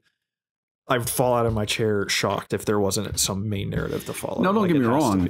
I enjoy the stories from Fallout 3 and 4, but that was never like my love for the game wasn't rooted in the story per se. It was me existing in that world and making an impact on the characters around me and exploring it. And without those characters being there, like that's I know a lot of people are caught up in that without there being NPCs to like affect or anything. It's just we're the NPCs. Yeah. But I know that this game will have. Like you just said, with any Bethesda game, like if I start up Skyrim, if I start Fallout 4, I don't go towards the main quest objective. I'm going to other places. I'm finding stories of these different environments and stuff. And I know 76 will have that. That environmental storytelling of the different places you're in, quests that involve those places and stuff. So, do we know if there's going to be like weekly things to do, or like resets, like a Destiny or something? I think so. I think there'll be things that would make sense. I'm pretty sure. Yeah. I know there's like public events and stuff. I'm just trying to think like how can this maintain a living, breathing world? Oh, that's what I'm most excited about with this game is if it picks up and gets a lot of traction stuff, which I think it will just with the Fallout name alone. I would love to see how they just continue to add on to this game and make this like a games. I know the games as a service is like a horrible word, but I'm very excited to see what they're actually going to do with this game. With it, think about how cool it'd be if there is a like a base of super mutants somewhere as a public event. Like whoever can go kill all the super mutants and get whatever item they're guarding gets to keep it. But you get there and all these other players converge on this area. Not only are you attacking these super mutants, but you can attack each other as well to get whatever you're going after. That'd be awesome for sure. Yeah, I'm excited. I'm extremely excited for 76. That's what's amazing is that you and I had fantasized about an idea like this for a long time, and this is basically the culmination of our varying ideas into what could potentially be the best of those ideas. It's like sort of MMO-ish, but it's also a traditional Fallout experience that you can play with your friends. So so much promise there. I know you and I are going to play the F out of it. For sure. You know what else I'm going to play the F out of? What's that? Doom Eternal. Because that looked insane. Amen, brother. Yeah. Amen. Jacob, you haven't even played the first Doom, so what did you think about this? Man, it looked like Doom from what I knew. I do like that grapple hook. The meat hook. I love that thing, dude. When they opened the trailer or the gameplay with that, I was like, holy shit, that's awesome. So cool. I think what it looks like is it looks like Doom 1 just amped up on like 20 adrenaline shots. Oh, and I also loved when when the gameplay got on the screen, the skyboxes. Crazy. Beautiful when he walks out on that ridge and he sees the giant city engulfed in flames and demons. Yeah, that AI talking to you. Tentacles everywhere. What did she say? Like she's like, there's been a slight anomaly here, but don't worry, like everything will be fine. Plan, I mean, I don't really have much to add. I mean, it just looks like Doom to me. So it doesn't look too. The meat hook's different. You having that like blade on your arm. The blade is so badass. So cool, but it doesn't like change anything. No, it's just like a new way to melee people. Exactly. So. You could swing from poles. You can also scale walls. Yeah, there was a boost, like boosting around. Like a dodge ability. Exactly. That's also set to cooldown, which I imagine you can upgrade over time, like all your other abilities. Yeah, I loved it. Just a really big emphasis on traversal and new mechanics as far as maneuverability and everything. So I really like. I think dodge makes total sense in that game too, especially if like a pinky's rushing at you or something. Yes. So yeah, I love the grapple hook. Just not only zooming towards enemies, but using it to grapple up to new heights and everything. I love the redesigns of the weapons too. I like how the super shotgun just has it just looks cool. Like I watched a comparison video of all the redesigned weapons compared to Doom 1 or the previous Doom. And it's amazing how simplistic the super shotgun looks compared to the new one. I mean, the meat hook's a big part of that, but just the overall design looks cool. I like how the heavy machine gun is red now and the scope is smaller, so it doesn't take as much or doesn't take up as much of your screen. Seems to act the same way, but even the sound design, you compared the sound design to the new one and the previous one, and it's so much beefier and more intense. I like the plasma rifle actually looks like the plasma rifle from the classic Doom. It's like that square design. So, that's really rocket cool. launcher looks awesome too. Yeah. That skull on the side of it. Yeah, I really like the new demons and the old school ones they brought back too, like the arachnid one and those soldiers as well. Yeah. So one of my favorite aspects is the destructible demons. How you can see the damage you're inflicting. Dude. That's amazing. So cool. I love that. I mean, of course, it's always been a big part of like say GTA and Red Dead, where you can see the bullet wounds where you're hitting someone. I love to see the damage I'm dealing, and the destructible demons has always reminded me of how I've always kind of wanted that in Halo. Not necessarily that violent, but I'd love to be shooting, say, a Spartan in Halo, where you're shooting these powerful weapons if chunks of their armor would blow off. I mean, in a game like that, it isn't really necessary. It's just like a super fancy health bar. Yeah, exactly. Yeah. So I like that a lot. I think that's very cool. It just adds to the brutality as well. Got a little taste of Mick Gordon's soundtrack he's working on. I'd love to. I imagine he thinks of it as, because Doom as a soundtrack is basically just a really awesome metal album, like a metal electronic hybrid. And I'd like to Mick Gordon to consider it like his next album in this series. Like it's like the same band, but their new album. And I'd like him to try like different ways of mixing it and everything. But yeah, very exciting. What else is in there that we're one of the main things that made me more. I mean, the gameplay looks phenomenal. It's just Doom amped up to plus 11. Yeah. But I know there was some lore in the first game, and if you went out of your way, read some logs. But I really like that they're trying to make this the Doom universe. Totally. Like to really go in depth. The lore of the world. Some of the concept art shots they showed looked like I want to go there, like that almost like that white place. Like, is that heaven? I know people like, is that heaven? Yeah, exactly. I heard that. I was like, holy crap! What is that? Like, that's so cool. I like the look of Phobos too. That space. Oh, dude, I love that demo where you just walk in and all the guys are like, holy shit! Yeah, looking at you. You walk up to that soldier, and he's just like, you just grab his gun from him, or grab the key card, just drag him over to the thing. But at the end of that demo, he whipped out that sword that robot dude had at the spoiler alert for Doom. But the game ends with you pretty much being like linked to something, like restrained, and that I forget that robot guy's name. He's like, I can't kill you, but I can, I guess, restrain you or something like that. And he just walks off with that sword that you're holding. So I'm kind of interested in the story. Is like, how did you get that? What's kind of going on with that guy? And I'm wondering if the Doomslayer, I don't even know if they're going to explain this, but how he obviously came out of that sarcophagus at the beginning of the first game, if he's gone back into hibernation prior to this, or if he's just kind of been roaming the entire time, because his armor's redesigned clearly. Yeah.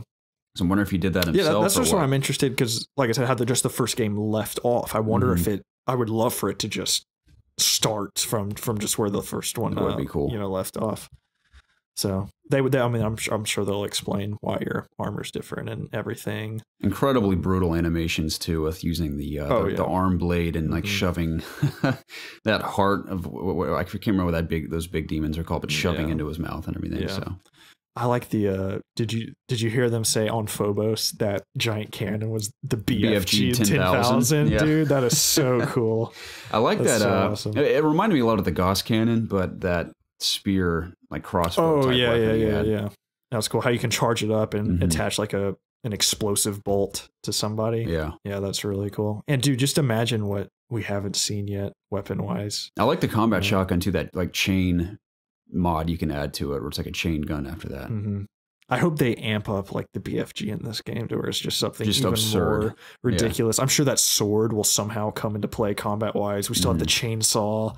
Like I said, I'm sure there's so many surprises, you know, in terms of weapons that we haven't seen. There's that online component where you can have 2 people invade as a demon. I think that's pretty cool. That is cool. I like that. And of course, you can turn it off if you don't want to mess with it. But that is cool. Add kind of like I know I hate comparing to Dark Souls, but like the invader type of thing to the game. But that is a neat idea. Yeah, I think I like that. Yeah, but you should play the first one. Yeah, the first one's still. I'm going to pick it up on PC and probably play through it before the new one. Yeah. I'll play it eventually. Rip and tear, man. Oh yeah, so cool. The intro to that song on the album is just so gnarly. Yeah. What's something else I was going to say about it?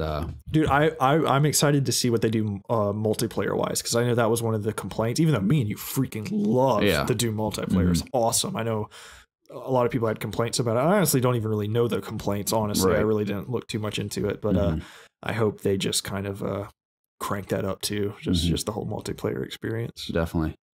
I imagine, because I didn't give a release date, I imagine we'll probably get hopefully spring would be best case scenario, but maybe May again of next year. I would assume later on, because Rage is coming out. When is Rage coming out again? Early April, maybe. Okay. Because I can't see Doom obviously landing too close to Rage, which, funny thing about Rage, we can talk about a little bit about that too, but how they show Rage and then you compare that to Doom Eternal gameplay and it makes Rage look not even remotely hardcore in comparison. Because when you play Rage 2, when you see Rage 2, I'm like, man, that looks brutal and awesome. And it really is awesome when you play it, but then you watch Doom Eternal, it makes it look so small in comparison. Yeah, there is no release date for Rage 2. I think it's just the 2019, spring 2019. Right. So I'm hoping we get Doom in May, like the previous one. It'd be awesome. I agree. So I love Hugo and that other guy from id, especially after No Clip's documentary, because I really like those guys a lot, and just their enthusiasm about and the crowd reactions to all this stuff was great. So very, very excited for Doom Eternal, and just love the title too. It's great. And what did you think of Rage 2? Everything we saw. Oh, it's cool. I mean, the car combat, I'm sure it's interesting because I think they've flat out said Avalanche has complete open world control, most creative control. Or I think creatively, id's collaborating, of course, with the first person combat and everything. I think mostly on the ground combat is id, and then everything else is Avalanche. Yeah. Now, when I played it, obviously, I didn't explore any of the open world. I didn't drive any vehicles. It was purely that spot they've shown again with this previous demo where he goes into that space station. And it, like I said before, it looks and feels just as awesome as they're advertising it. It's still the wing stick. It's just the coolest thing when you're just running through and you shotgun one guy and toss that out and decapitate another. It's so awesome. And the abilities are really fun too. So the open world stuff will be interesting. I don't know what type of open world will be, because Avalanche thrives in just the madness of their open worlds and just doing whatever you want creatively, however you want.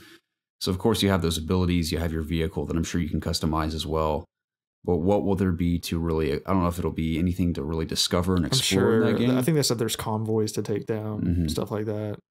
I mean, the draw of that game is clearly the combat over everything else.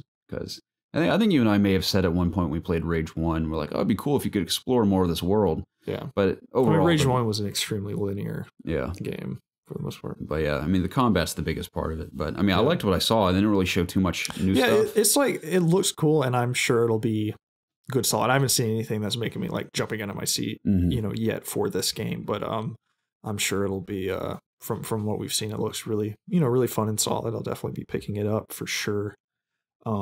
I do like all the factions they showed off, all the different ones that have different combat styles, different types of weapons. I think the ones that are like on the cover of the game, I forgot what they're called, but they seem really cool. They're just like crazy.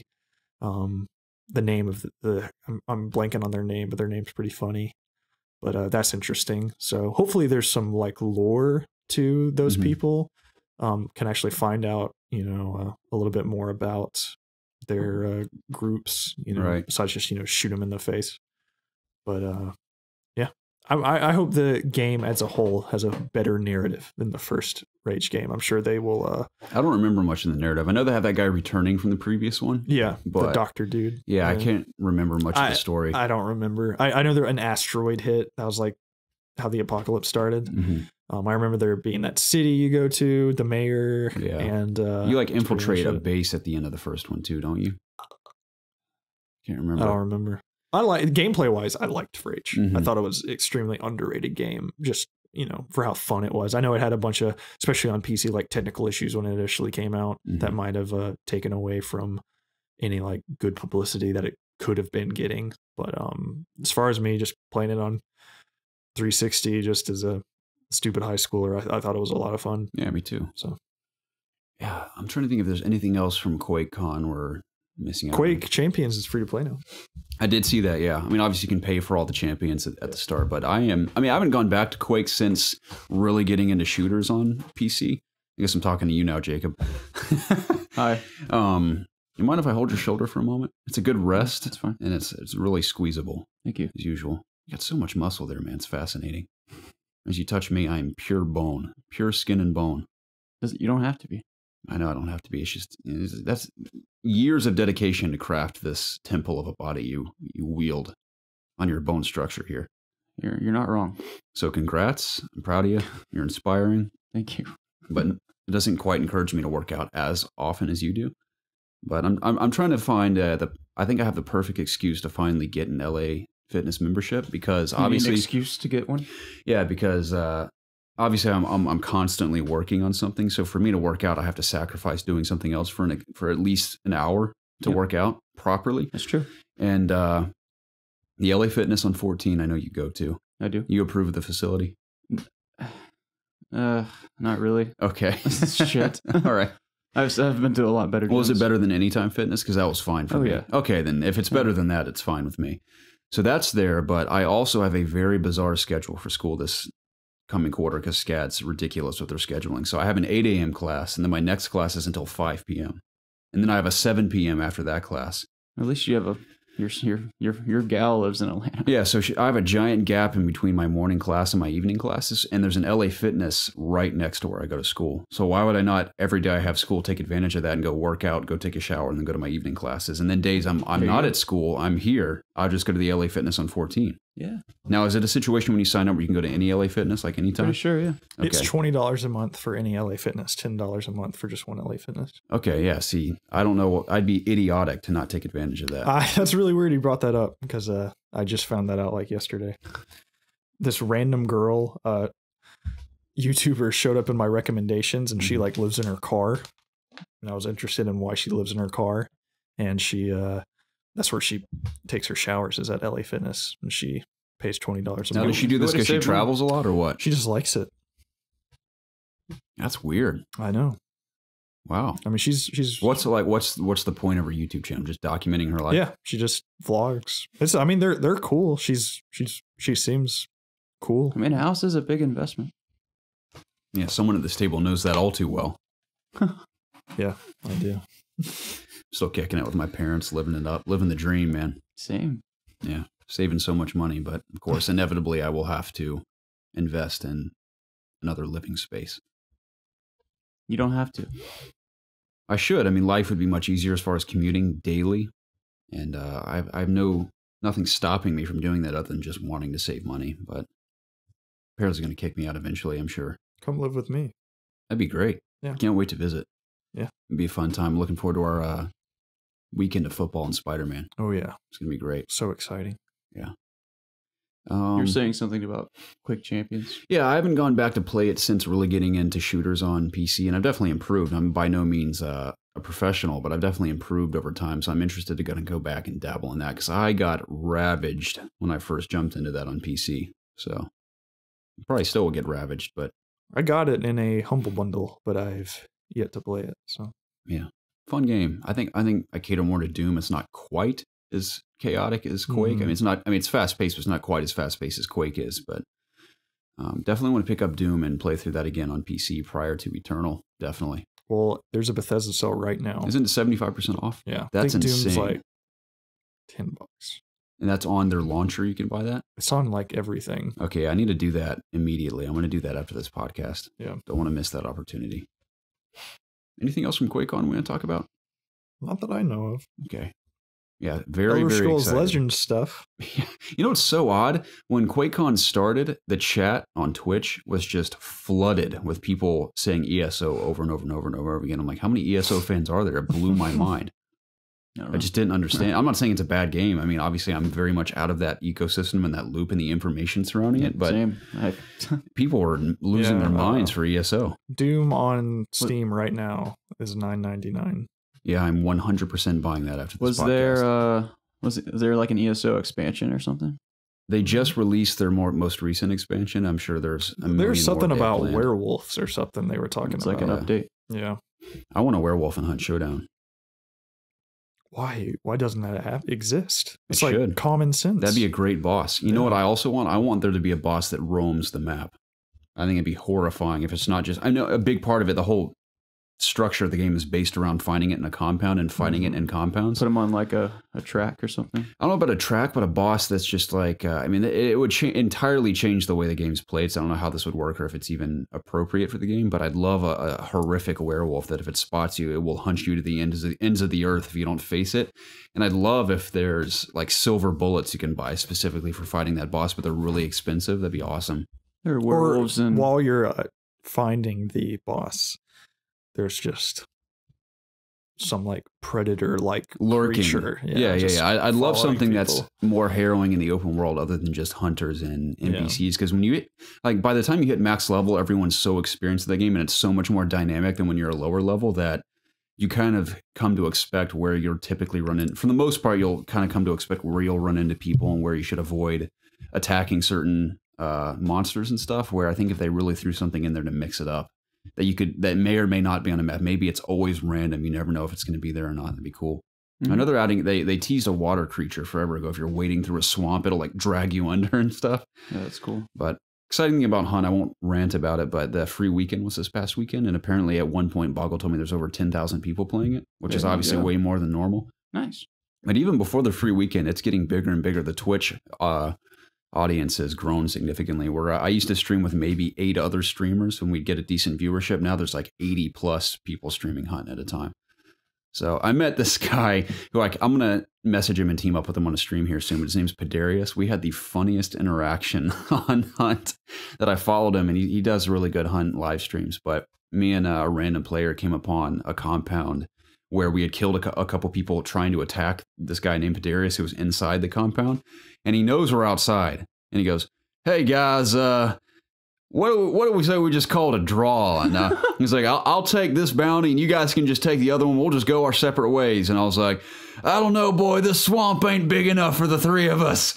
He's like, "Well, if you want to fight, we'll fight." He's like, "I'm just putting it out there on the table." I was like, "Dude, I've never had an interaction like this." I'm like, "By all means, you can take your bounty and go. We'll just go the other way." And he's like, "You sure?" And I asked my teammate, I'm like, "You cool with that?" He's like, yeah, man, that's cool." So we had this hilarious encounter, like lawmen outside a saloon, and our bounty is inside. Mm-hmm. We had this hilarious conversation. We ended up doing just that. He took his bounty, went one way, and we took ours and left the other way. So we both kind of prevailed. But what's funny about that total opposite interaction, I was circling a compound where I'd killed a bunch of people again, and there were 2 other guys in a basement. I knew they were down there, but it's hard to get down there and attack because they could be anywhere and they could kill you so easily. So they said, "Hey man, do you mind if we just call it a draw and maybe work together to take out the boss and just go our separate ways?" And me being the honorable gentleman I'm trying to be, I'm like, "Yeah, sure, that's cool." So they both crawl out up the stairs at me. I could have easily grenaded them and killed them both instantly, but I was a nice guy, and they're like, "Cool, man." And we like joked around a bit, teamed up, killed the boss together, and as soon as the boss died, they just shot and killed me instantly. So, but I wasn't going to kill them. I was going to be a nice guy about it. That goes to show you it's hard to trust people. Nice guys always finish last, Garrett. They do. Or in this case, they don't finish at all. Exactly. Yeah. I lost a lot of money in that match too. I was very upset. You lost your hunter too. Lost my hunter who I'd invested heavily in, and I lost about $1,500. Sounds like a lot of money. They've made it a lot harder to make money in that game too. You really have to do a lot in each match to make it profitable. How much does a bounty grant you if you return? If you kill the boss, it's only $50. But if you kill both bosses, I think you get an additional bonus to that. You always get bonuses for doing multiple things in the game, but if you're as simple as, oh, I went in and mooshed off someone else's damage to the boss and escape, you get very minimal money. So that's what I like about it. There's a lot of stress in each match, and that's what I love about it, is just choosing how you're going to invest and how you'll actually profit from each match. So it's cool.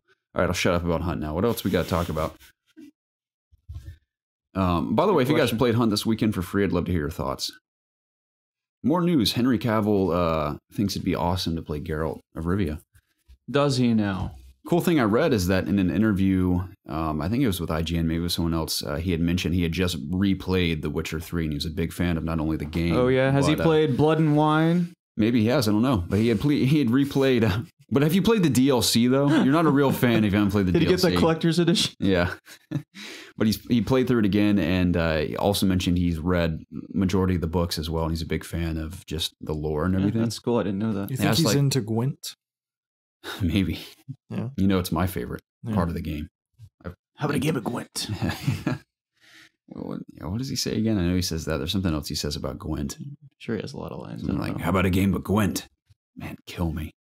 Every time that popped up, I hated it so much. Gwent is a fine That's game. the thing. I think the card game's cool, but I wasn't playing the game to play cards, man. I wanted to decapitate people and cut their legs off and everything. Luckily, you didn't have to do it. And enjoy the beautiful sunsets and sunrises and listen to the music.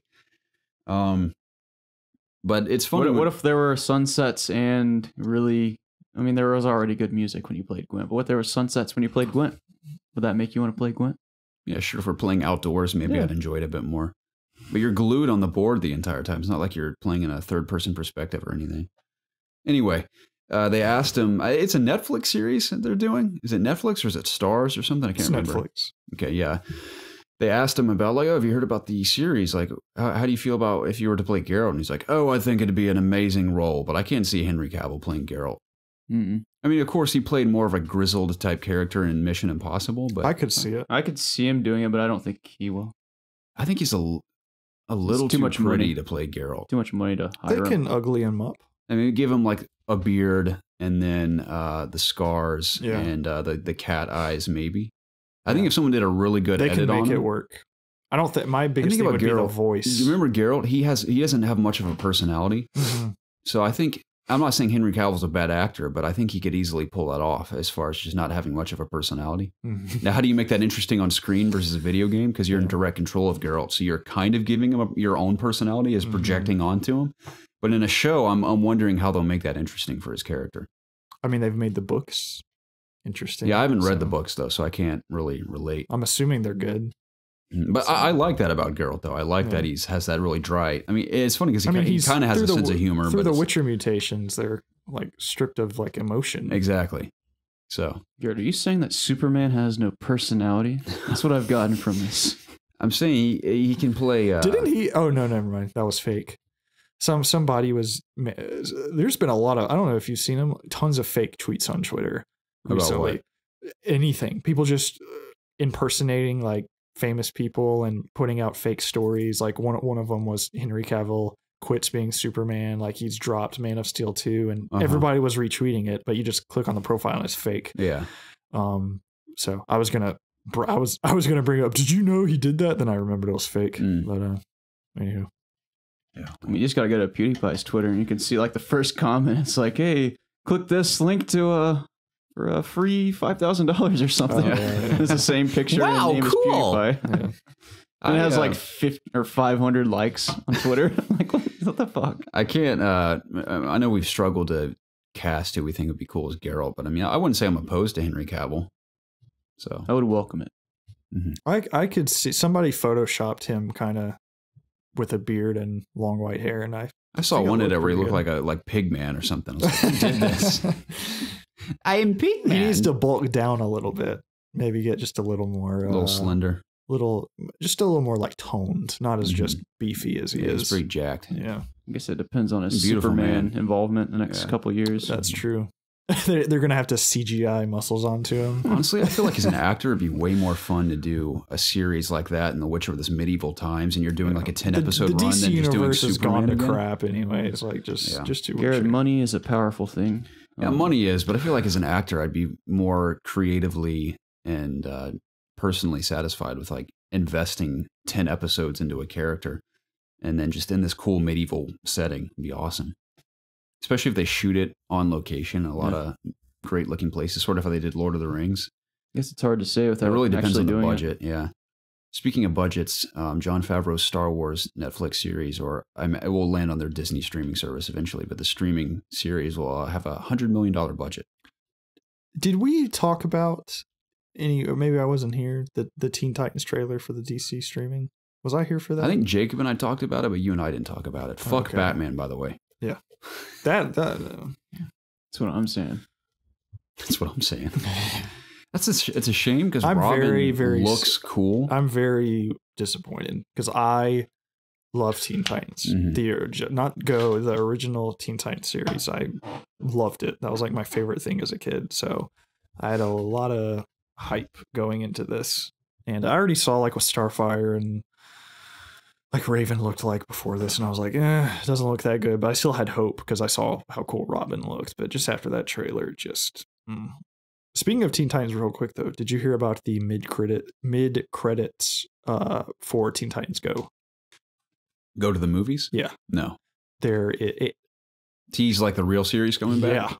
Yeah. Season 6, it teases it. They're like watching the show on their TV and they're like, oh man, look how cool we used to look and stuff. And they like say something along the lines of like, oh, I hope they're coming back and everything. Something just they wouldn't tease that if it wasn't happening. Especially with the streaming service now. Like, definitely. Holy crap, dude. That's going to be a draw for a lot of people, I bet. Yeah. Come watch. Well, so I know, like, then again, why would they have the live action and the animation on the streaming service?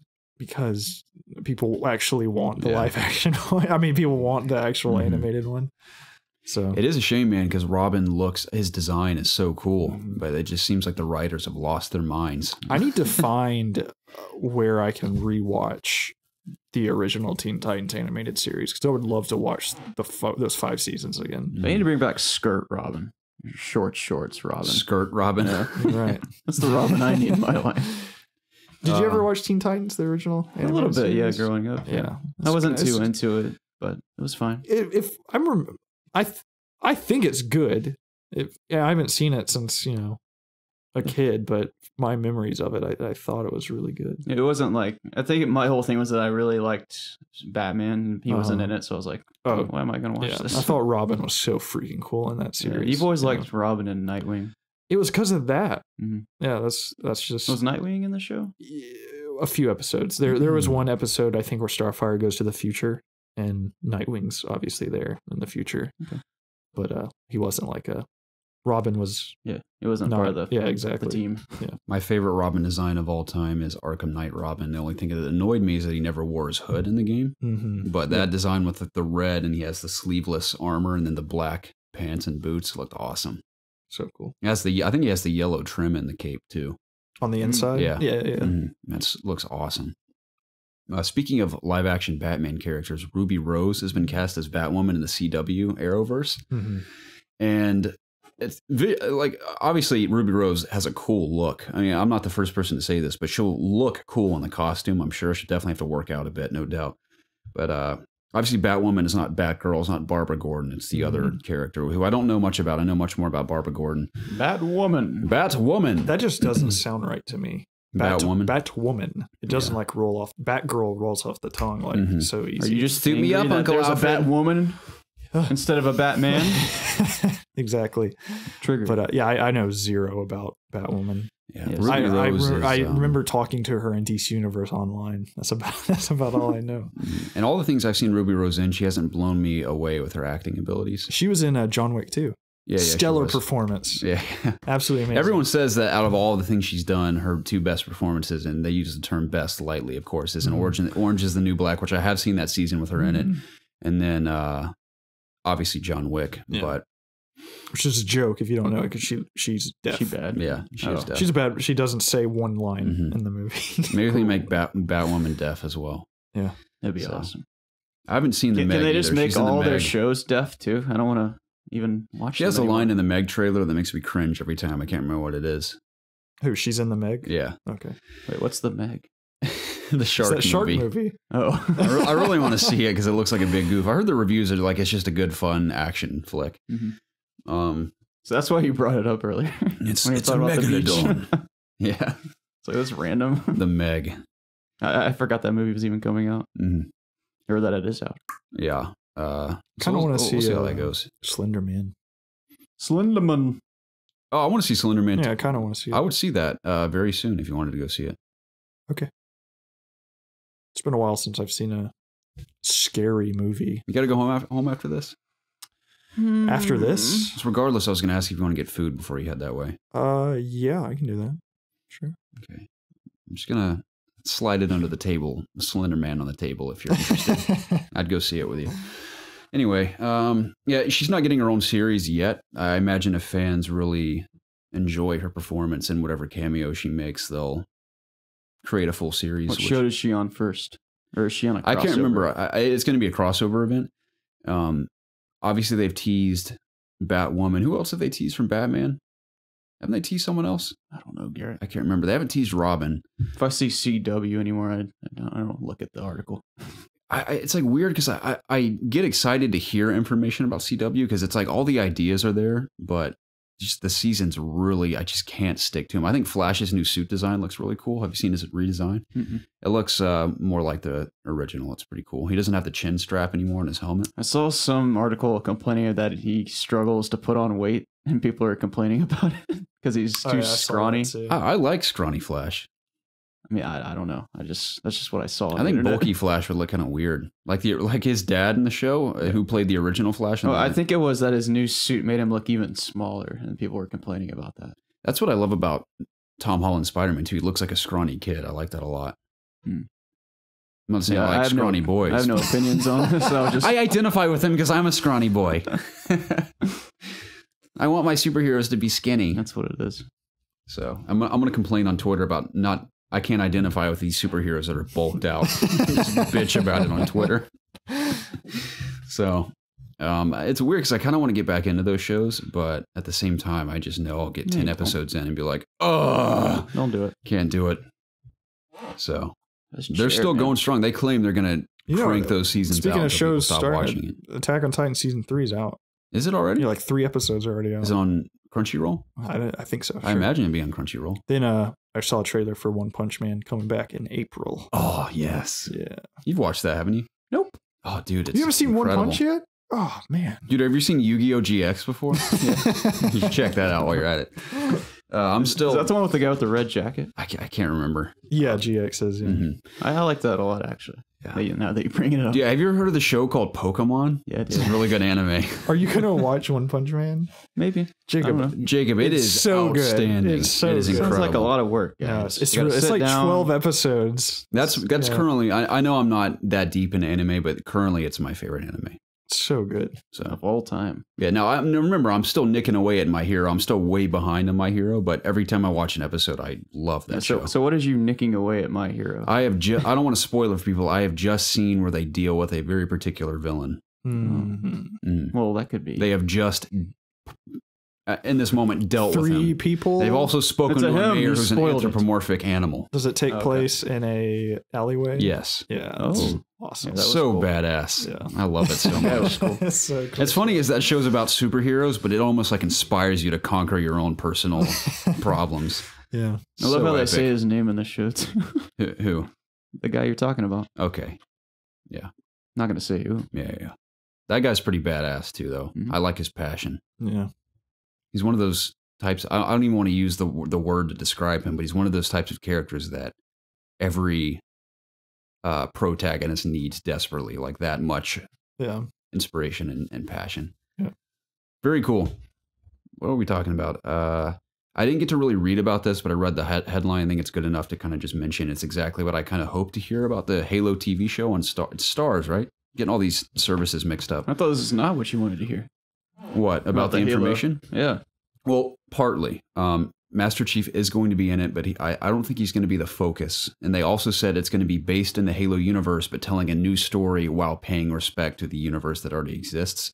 And new story is exactly what I wanted to hear. I don't want anything retold. And I also don't want it to be focused on Master Chief. They just mentioned he's in it. So I hope he's just a part of it, like I said.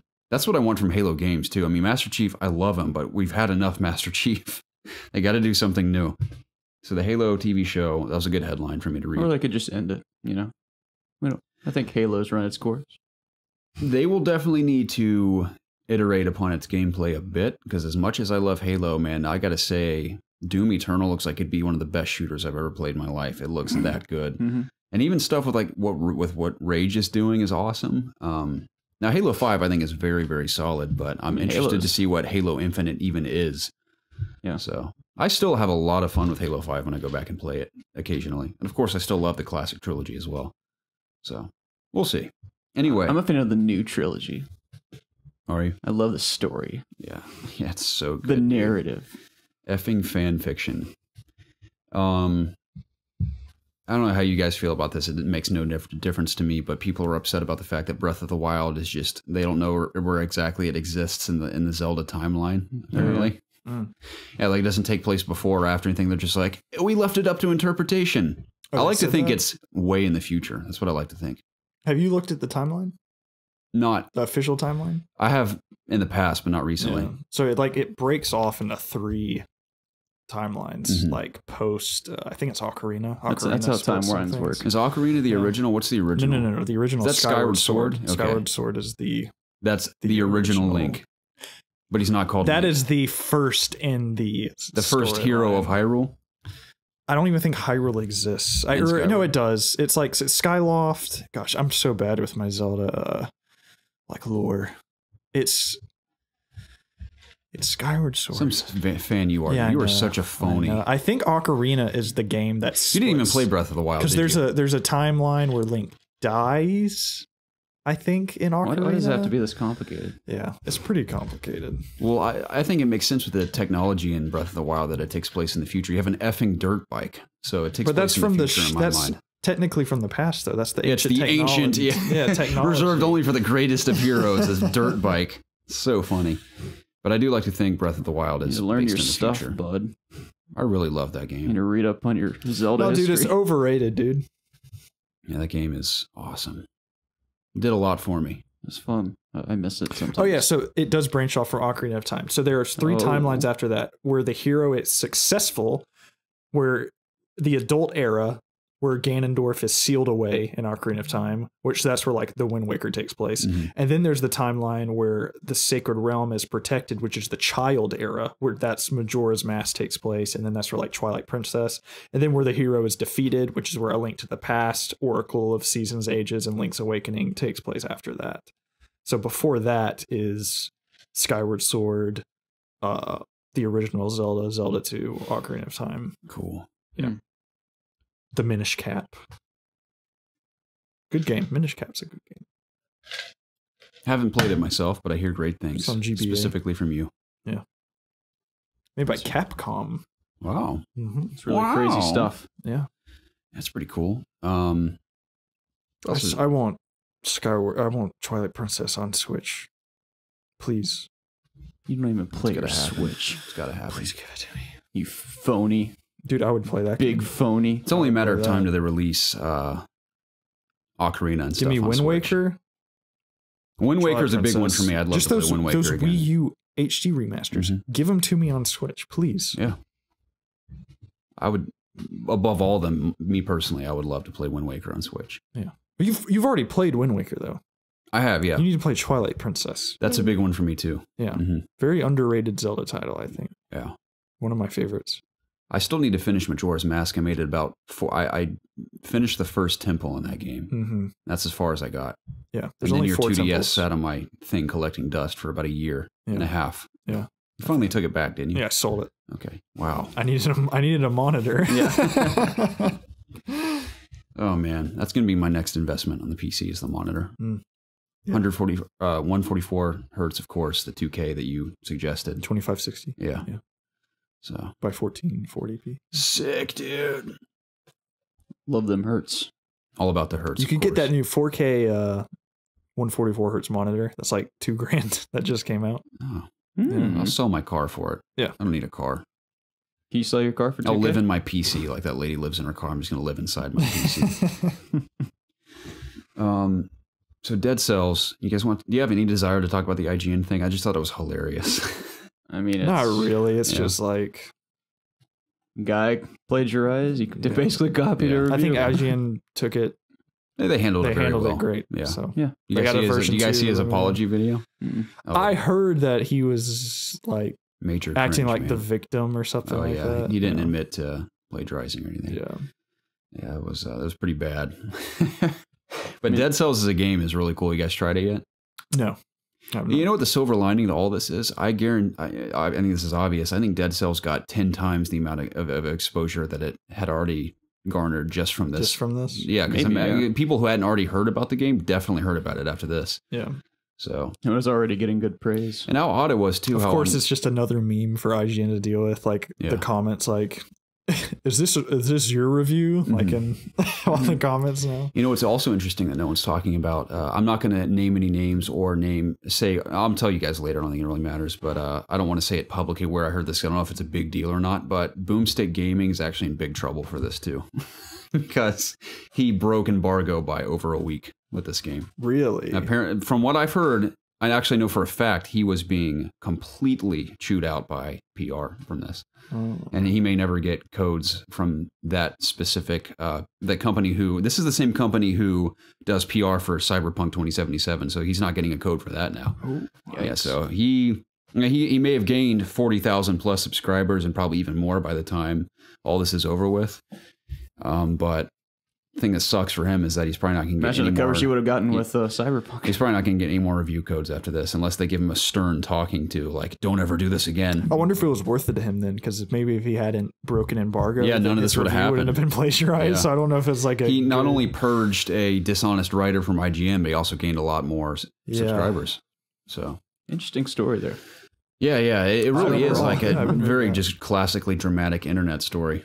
So yeah. But that, you know what's funny about that guy? And I don't typically judge people like this. I swear in my life I don't. But when I first heard that guy's voice in a Doom on Switch review, something about him just kind of rubbed me the wrong way. Just the way he like enunciated. You're talking about the IGN guy? Yeah, the way he enunciated things, and he just kind of had this like, in Doom, you go out and you fight demons in hell. It's like the way he was saying it, I'm like, something about this guy's kind of like not sitting well with me. Sounds like you. But then everyone in the comments was like, this is my boy Philip. I love Philip. I'm like, well, maybe this guy's kind of cool. Philip. So that was the last I had heard his voice, and then I heard him again on Dead Cells. Like, in Dead Cells, it's fast, fluid, responsive, and the best combat in any genre you've ever played, or whatever he says.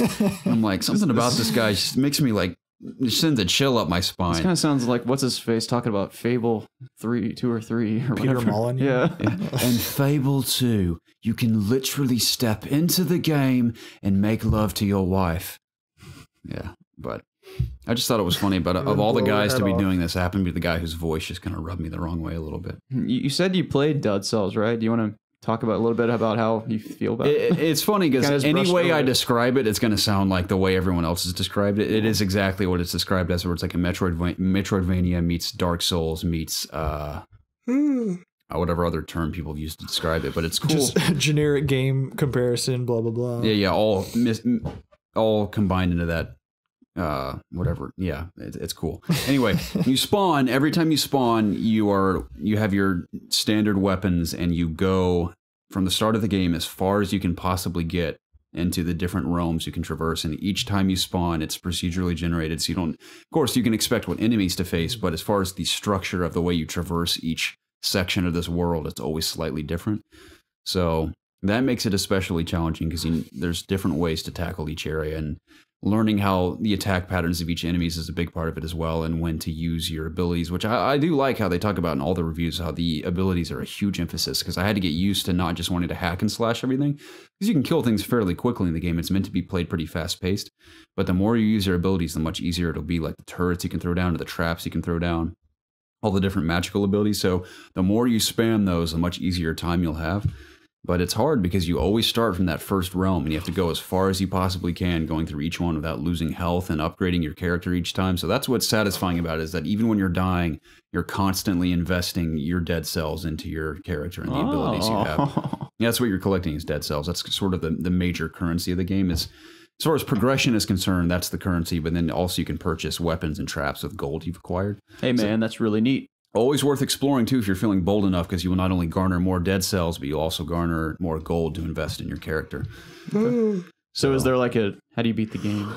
I think you play all the way through it until you beat it, and you eventually level up such a strong character that I think it just becomes a breeze after a while. But I made it to the first boss and got about 3/4 of his health down, but I didn't have any abilities on me. I had no more health in my flask like you have in Bloodborne, for example. So the fight was difficult because I couldn't really heal and I didn't have any abilities to kind of nick away at him while I was dodging. So as a action platformer, I don't play many of them, but it is awesome. It looks cool. It feels incredible. And the challenge isn't totally debilitating because, you're constantly leveling up your guy.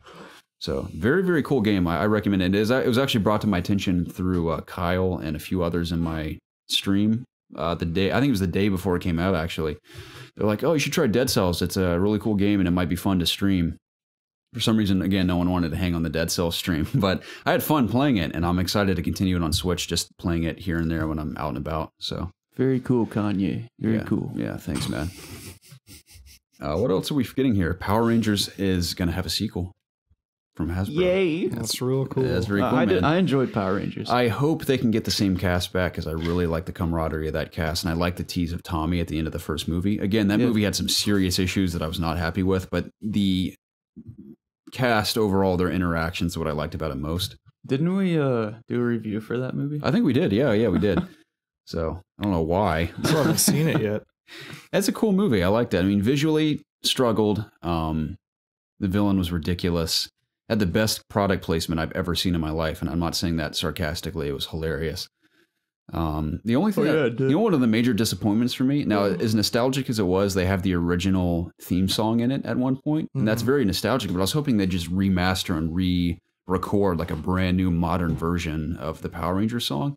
Yep. There's so many awesome covers on YouTube. I'm like, man, that version would be great for if they like a reboot of the movie. So I kind of wish they do that with the sequel. It's big for me. But we'll see what they do. Power Rangers live on. God of War's getting a new game plus. Is that live now? I don't think so. August 20th, I think. Okay, that's awesome. Because I was kind of hoping originally when I played, I'd love a new game plus in that. Yeah. No new trophies, though. Yeah, it's a bummer. Yeah. So I really don't have an incentive to go back now. Mm-hmm. Yeah, me neither. I was never going to do narratively, it'd be nice and just using all your weapons from the start, but... Narratively? Oh, yeah, because just to re-experience the story again, because there's so much of it that I didn't really get to. I thought you meant like it would make tell new stories. No. It wasn't connecting. Because remember when I first played it, I was doing a Let's Play series for COG, so I was always kind of on edge about having to say things and be engaging with whoever was watching. And now, for the most part, I was silent, but I was always just kind of uncomfortable because I had a mic on me the entire time, so I didn't get to really, really enjoy that game as much as I could have. So that's why there's sort of an incentive for me to go back at some point, but still got to finish Persona before I do that. I had when video games become your job. Yeah. I had the pest guy at my house the other day spraying the window seals and stuff, and he walked into my room and he saw the God of War statue, and he's like, "I man, that's the God of War." It's like, yeah. He's like, yeah, man, that's a cool game. And then he talked to me about wanting Dante's Inferno on the PS4. Yeah, I was like, cool. That, dude. sir, is an even better God of War-like experience.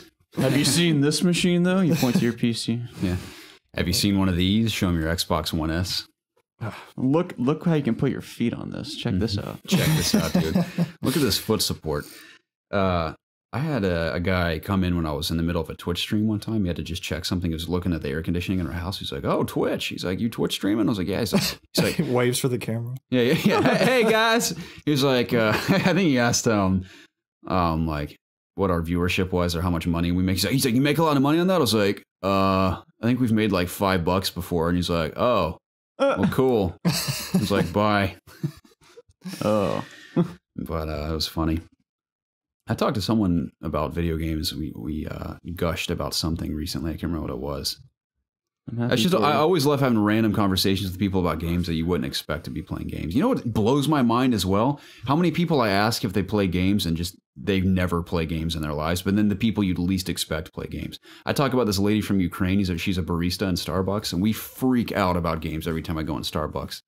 She's a huge fan of The Witcher. She's a big Witcher fan. Just any third-person open-world RPG she's a big fan of. Witcher! So we like freaked out about the Red Dead gameplay when I went in there the other night. She's like making my coffee and we're just talking about games the whole time. So that's something, she looks like an older lady too. Like she's probably in her 50s and you would never expect that. But then you meet someone like our age. I'm like, "Hey man, you play games?" And they're like, "No." I don't think she'd like you saying whatever that about her. She's great. She's a nice lady.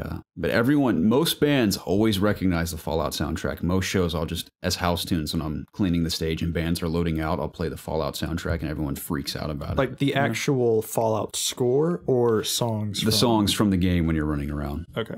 So everyone always knows it's Fallout too. They're like, dude, is this Fallout? I'm like, yeah, it is. Okay.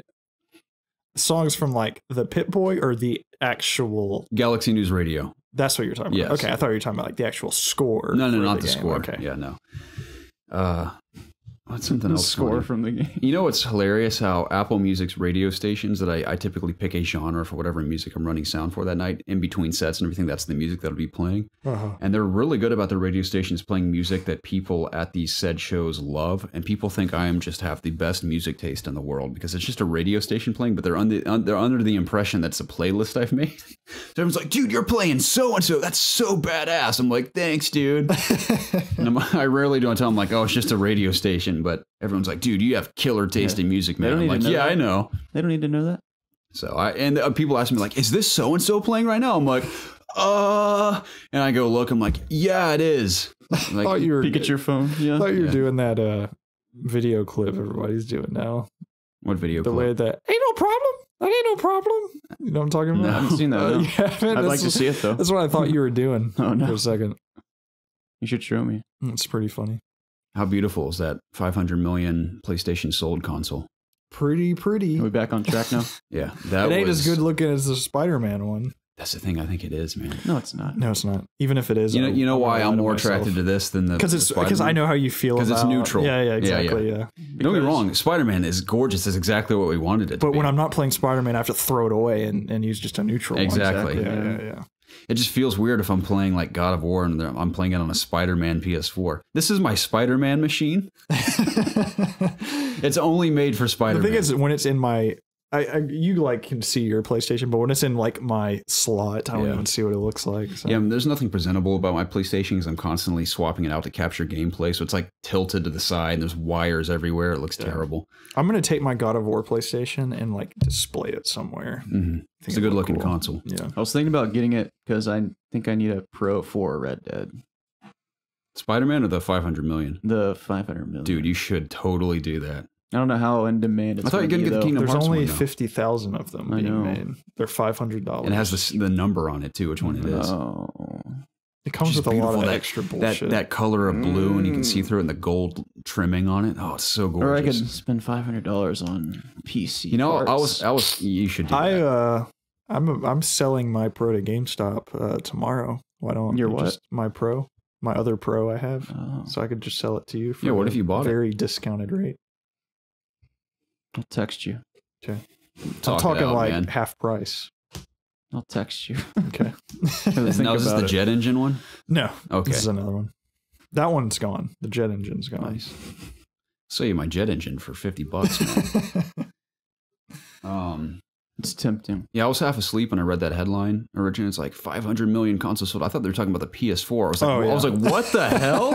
It's like they jumped from like 50 million to 500 million. I was like, what happened? And then I realized they're talking about just PlayStation in general. Yeah, So that is a beautiful. it is console, very pretty. though. Like I said, they have a gold headset for it. I'm probably gonna pick that up. I'd love the controller at least. Yeah, Definitely the controller. maybe the controller too. Yeah. I think that we've hit all the news stories. You guys want to go into community questions? I'd love to. Let's rumble. Our dude. community roundup. We rebranding it now? Community roundup. Let me pull them up one sec. Yeah, ladies and gentlemen, thank you so much for your continued support week in and week out, for supplying us with questions for this show and Ask IOG, which will return one day in life. We desperately need to get on track of that. Are there any games coming out in August? Battle for Azeroth. Let's go, boys. BFA, baby. So hyped. I'm going to watch your streams. All I can think about is I'm going to watch your BFA. streams. You're Alliance, aren't you? Oh, yeah. For the Horde! For the Alliance! You often shout that when you're raiding and stuff? Oh, yeah. Every time we pull the ball. I would shout that every time I run into like a boss layer. That'd be I can great. shout Leroy Jenkins. Yeah, that too, of course. Yeah. Does anyone ever not shout that when running into a boss layer? I mean, I feel like it's blasphemy. it's like a dead joke at this point. But it's something about it is Oh, so so funny. funny. I forgot to bring this up about the 76. How do you guys feel about Fallout 76 not being on Steam? I'm not. I don't hate Bethesda's launcher. I've never had any issues with it. Yeah. Granted, I haven't spent much time on it, so I don't know. I would prefer if it was on Steam, But I mean, you can put it in Steam. you can. You can put any game in Steam. It's just when you launch it from Steam, the other launcher Yeah, has that to comes launch. But up, you can yeah. like start it from Steam if you want to. I think It's it's not just a huge deal. I think Think it's. I think if you're making as big an outrage as I've seen some people make, then you're just looking for something to just pile on about. You're already not. You already are picking on the game. I mean, I anyways. guess I get it. I mean, people like having just Steam on their PC, and that's where they play all their games. I know, but really it's not like that big it's of like deal. a You're minor, right. and like for instance, you play like even though we have Ubisoft games in Steam, when we start them through Steam, Still launches, you play, yeah. it still launches. Which is the worst launcher ever. You play? That's the thing is, I don't even honestly have Origins is awful. I hate it. I've been using Origins with Madden, and I've get had a no life, problem. Jake. Origins Gosh. stupid. They have stupid games. I don't know. I just think it's You know, I just haven't. I'm something going to be else out. for I'm people going to to be get honest. about. I haven't had any issues with any launchers before. Yeah, I haven't either. I'm just complaining. Now, I don't like having to have multiple things open just to play a game, but Yeah. whatever. Anyway, if you want your questions read on this show or Ask IOG, you can reach us in one of three places. You can email us at ItsObviousGaming@gmail.com. You can tweet at us at obvious_gaming or submit your questions in the Ask IOG section of our Discord channel. Now, all that information is linked below in every single podcast episode, and not every single YouTube video now, but every single podcast video on YouTube. You can find all that information. I don't include it in all the Let's Plays because it just eats up the description, and I think it kind of skews the algorithm a bit when I have like a billion things in the description. I've heard if you just keep it very simple and straight to the point in your descriptions, it helps it rank a bit better. So the YouTube videos, the video version of the podcast has all that information. Or you can find us again on Discord, and all that information is there as well for the most part. So please continue to send us questions, whether it's video game related or just life related or just anything that appeals to you whatsoever. We will get to it on either this show or Ask IOG. And if you want it read publicly, always include the hashtag AskIOG so we don't accidentally read a private message on air when the mics are hot. Anyway, let's jump in. First one comes from Jake the Snake 831. Jake says, quick question for y'all. What are you guys going to name your horse in Red Dead? I'm going to have multiple horses. They'll probably have multiple names, but of course I'm going to start with Roach. I don't know if it's like, bring up the you know what, I think would make it even more personal. It's one thing to call your horse by name just yourself, but it'd be interesting to actually physically type in the name of your horse. That'd be cool. Where will it go? I have no idea. There's name tags in Red Dead other than like general store and stuff. I'm going to put a license plate on my horse's ass that says his name so people can properly address it. You should do, yeah. I'm going to start with Roach, but I will undoubtedly probably have multiple horses for different activities and I'll probably lose some. I hate to say it. I'm going to have to accept that fact in advance. Dude, Roach is really good. I think you'll be the only one doing that. Yeah, I know. Come on, Roach. I honestly have no idea. I haven't thought about it. What's the horse? I'm not good at naming Is it things. D-Horse in Metal Gear? Yeah. D-Horse. D-Horse is a pretty good horse. D-Dog. He's a better horse than Roach for sure. Whoa, bro. Roach is... Dude, D-Horse is way better. Went through a lot of good times with Roach. And I really love Metal Gear. Is it on PC? Metal Gear? Yeah, it's on Yeah. PC, isn't it? Yeah. I would like to play that a little bit on PC. I didn't know. Cool game. Best Metal Gear ever, am I right, dude? I'm not going to name my I'm a horse hardcore fan. because when it dies, I don't want to feel anything. I get that. So I'll just call it it. That's why I pretend Casey doesn't have a name because if she breaks up with me, I didn't know her name anyway. I don't address my girl. I just call her girl. You know, like God of War calls his son boy. Girl. Give me I'm not going to say that. That's people can't take jokes anymore. People can't take sexist jokes anymore, so I'm not going to say it. It's funny, though, if you have a girlfriend, you've been with them for a while, and you make sexist jokes intentionally, it's funny. Even when she makes jokes about me being like a scrawny white guy, it's hilarious. So, anyway, what are you guys going to name your horse? You're not going to name it, it's going to be nameless. Just like the Slipknot song, Nameless. Yeah. Call it I don't know. Why does it matter? Horse. Pony. What does Jake the Snake benefit Steve. from knowing my horse's Yeah, I was name? going to say Curious, Steve. man. We're excited about the game. Just name it just a regular, like, Arnold.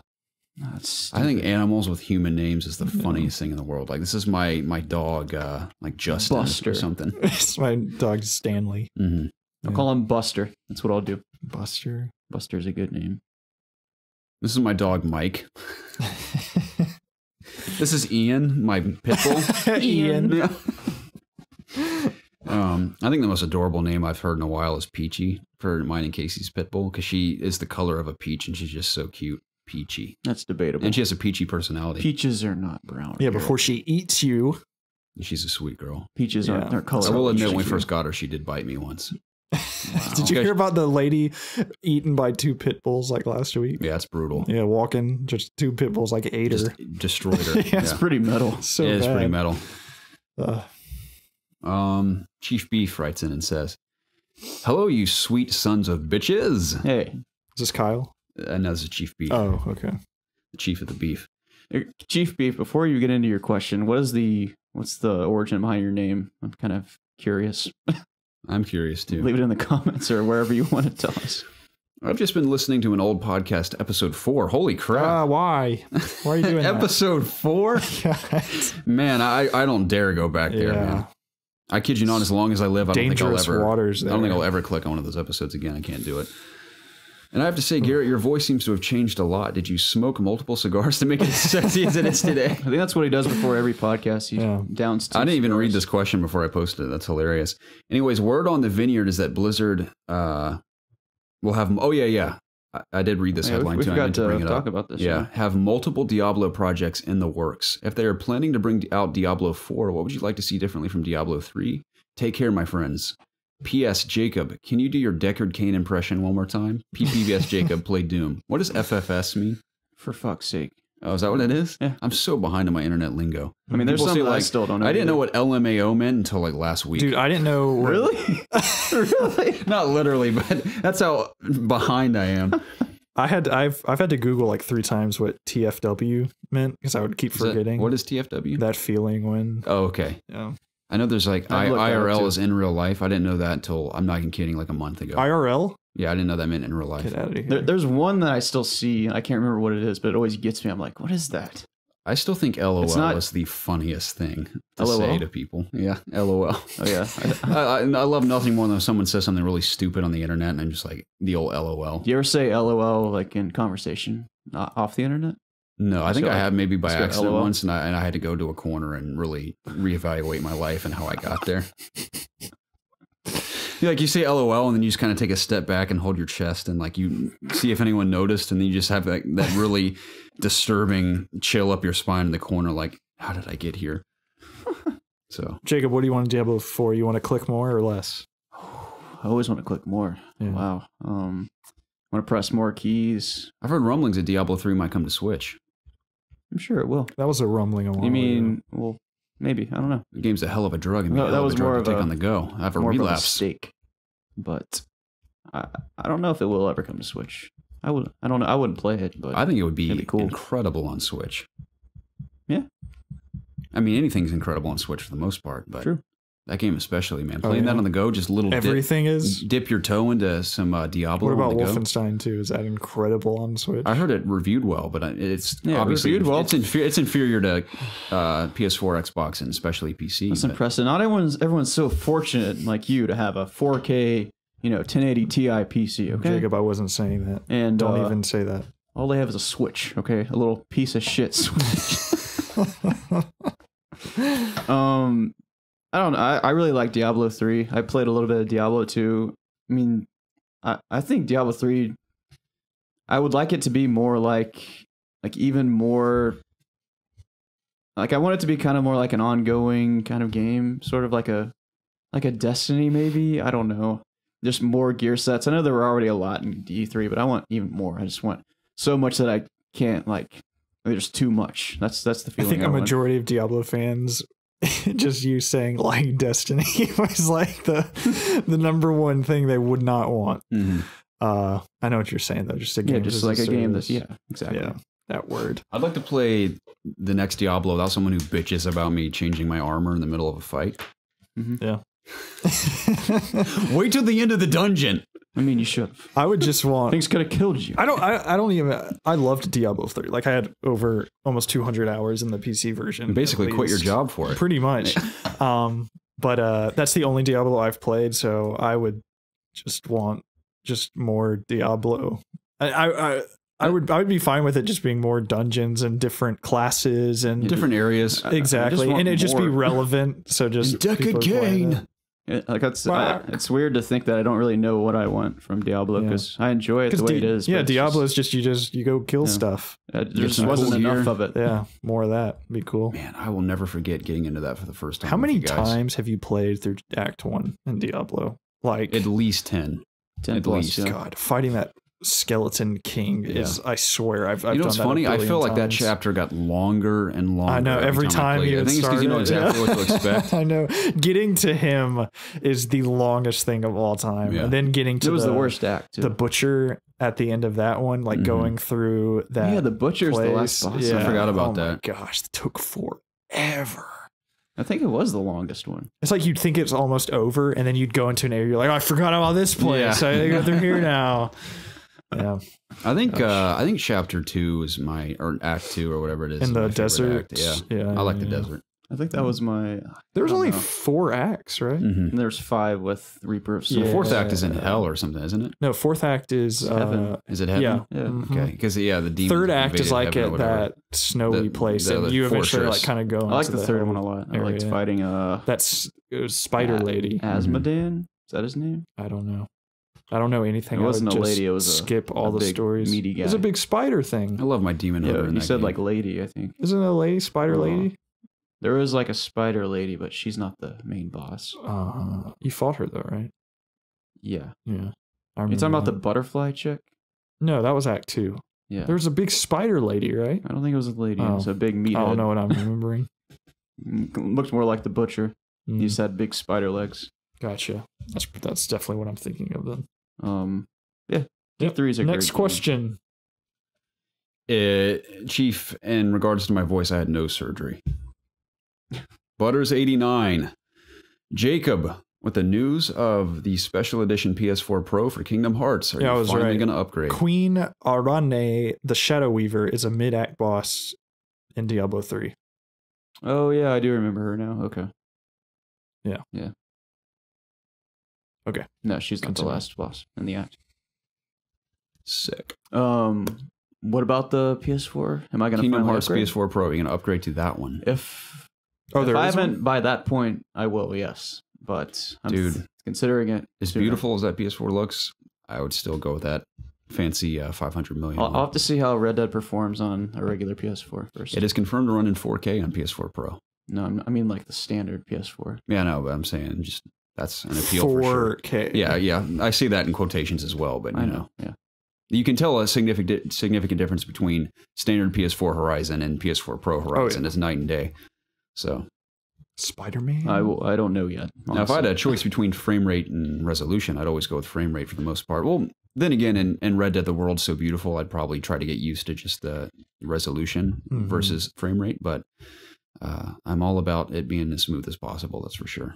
That's the thing. I played in resolution in Horizon, and I tried the frame rate, but I got used to the 30 frames, even in the chaotic situation. So yeah, I had to drop it to resolution at some point in Horizon because it got so framey in the Frozen Wilds at one point. I stayed in resolution for God of War though. That wasn't too bad. You were in resolution? Yeah. Yeah, I was too. Yeah. Just put it on. Just put Spider-Man on PC. That'd be awesome. That would be cool, dude. So cool. Can we just get rid of consoles? Can they just go away? That'd be nice. That's what I want. I just want to play everything on one thing. Yeah. Bunch of PC elitists now. That's funny how times have changed since we started this podcast. That's hilarious. It was inevitable. It was. For sure. You got to be the best to talk about the stuff. Moving on. That was a great sentence. Beatsem97 says, hello guys. I'm nearing the end of my first internship, and that in turn means my summer is coming to a close, so that got me thinking about what I've done so far. In my case, I haven't done much besides work because of the crazy commute. However, I'm interested in hearing your best 2K18 summer experiences, game-related or not. Thanks for the weekly content, and I hope to be joining streams in the weeks to come. We'd love to have you. I like this question a lot because it reminded me of how sad I am about my summer break. Beatsem. You know there was a porn Atari game called, I think, Beat Some and Eat Some? Tell me more. Some dude is just ejaculating over the side of a building, and you control 2 women at the bottom of the building. Oh, and they have to catch it in their mouths. Yeah, I've seen that in some crazy. I haven't played it or anything. It's not my favorite game ever. Sounds fantastic. Yeah. You bust into like your friend's secret closet, and he's like in a corner. He's completely nude playing this game, and he's like, "It's not what it looks like."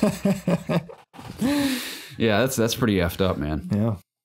Wow. Thanks for. What's it called again? He just wants to research it a bit. I'll text you later. I'm gonna write a video essay on this game, dude. Write about how it's secretly the best game ever made. I'm sad about my summer break because I did not do anything that I had wanted to do. And by that, I mean personal goals I had for myself, like go kayaking with Casey, go to Six Flags, go to maybe Whitewater, go to the beach once. It's a lot of places. It's sad because Casey's going to, by the end of this summer, Casey will have gone to her parents' beach house twice, and I can't go both times because of COD-connected related stuff. Why don't you just not do it? Last time I was at E3, this time I'm going to PAX. PAX was an emergency situation because they were going to have a team, and I felt personally responsible about filling that void. Plus, I like Seattle a lot. It'll be a fun trip, but I'm missing both beach opportunities because of COG. Yeah. Think about it. It's like the hero that has to choose saving the world over spending time with his gal. I'm not a hero or anything. I'm just saying it reminds me of like. Are you comparing yourself to a hero? And like the hero's journey. Like think about it. It's like I'm not saying it has any way related, but it reminds me of the journey of a hero. Like that Spider-Man saved the... Exactly. Instead of saving Mary Jane, he's got to save the greater good. Instead of me going on this awesome beach trip with my girlfriend, I have to go cover video games. Because I'm in the long term, I'm pursuing that career, you know? I'm not saying I'll wind up doing that, but that's something I'm currently pursuing. So I have to choose, am I going to... You don't have to explain it to me. And that's what it reminds me of. I'm like, it's those hard decisions I have to make if I'm going to pursue that to the best of my ability. Or it's like, I'm going to go to the beach because I can. So it's kind of that situation. It really bums me out a lot. But regardless, I'm still thankful for the opportunity. That made me sad again, thinking about Spider-Man saving Gwen Stacy. And Amazing Spider-Man 2. That moment still... That part sticks. Leaves me shook. Say what you will about that movie, but that part gets me, man. It gets me every time because the way they do it is so good. The relationship... Not only that's the best part of those movies is their relationship in the first one and then growing in the second one, and that moment, man, it's just heart-wrenching. Just how the back of her head just hits the back. Ugh. Yeah, emotionally, man, that got me every time I saw it in the theater. I was hoping they weren't going to do it just because this like changed the story or something. You knew it was coming though. And I know that's the worst part is I know it was coming, and how the web is like a hand too. That's so cool. Yeah, it sucks that. I don't think that movie was as bad as people. I saw a fun little rumor that is kind of fun to speculate on. What if this Spider-Man cameo they've teased is Andrew Garfield? And they made their own Spider-Man universe at Sony, and Tom Holland's just part of the MCU. Oh. How cool would that be? I doubt he'd come back as Spider-Man after everything that happened. Yeah. And he seems to be very much an actor's actor. Like, I don't want to be a superhero my whole career.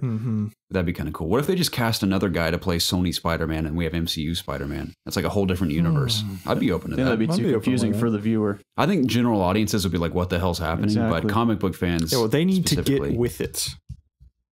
That's what I say. Would you be open to that? I'd be open to it. I think it'd be kind of cool. I like seeing different versions. It's not that hard. It's always like the general public can't understand multiple universes. I'm like, it's not that hard of a concept. Yeah. Like it's just a different timeline. Now, there's no way this is probably going to happen. But let's say it does. I can already see people complaining if it's just another Peter Parker. They're like, why the hell didn't you use Miles Morales instead? But has this ever been done in Hollywood though? Like where there's two of one superhero at once? I don't think there has been. Not that I can recall. I don't think so. Not that I'm saying it would never happen. It's just it's never been done. I don't know. I have a feeling that maybe I don't know how willing. Granted, I don't know like Sony's wiggle room, but I'd be surprised if like Disney how they would feel. Yeah, it'd probably skew the audience a bit. Yeah. So in the long run, I mean, it's not going to happen, but I would be fine. I thought it was a fun little thing to speculate on. Yep. Summers, how are your summer? I mean, the highlight of my summer is definitely E3 for sure. Yeah, but I did nothing. I worked. I moved in, getting stuff with the house done. You're a homeowner now. That's about it. Yep, that's about it. Not too exciting. I mean, my highlight was this last week. So jealous of that. It was a good time. That's exactly what I could have done twice with Casey had I not been doing the games thing. Thinking of all these emotional emo songs. Listen to this. I ran sound for an event at the Masquerade the other night called Emo Night. where imagine going to a club where there's a DJ playing just like hip hop songs and people just dancing and drinking the whole time.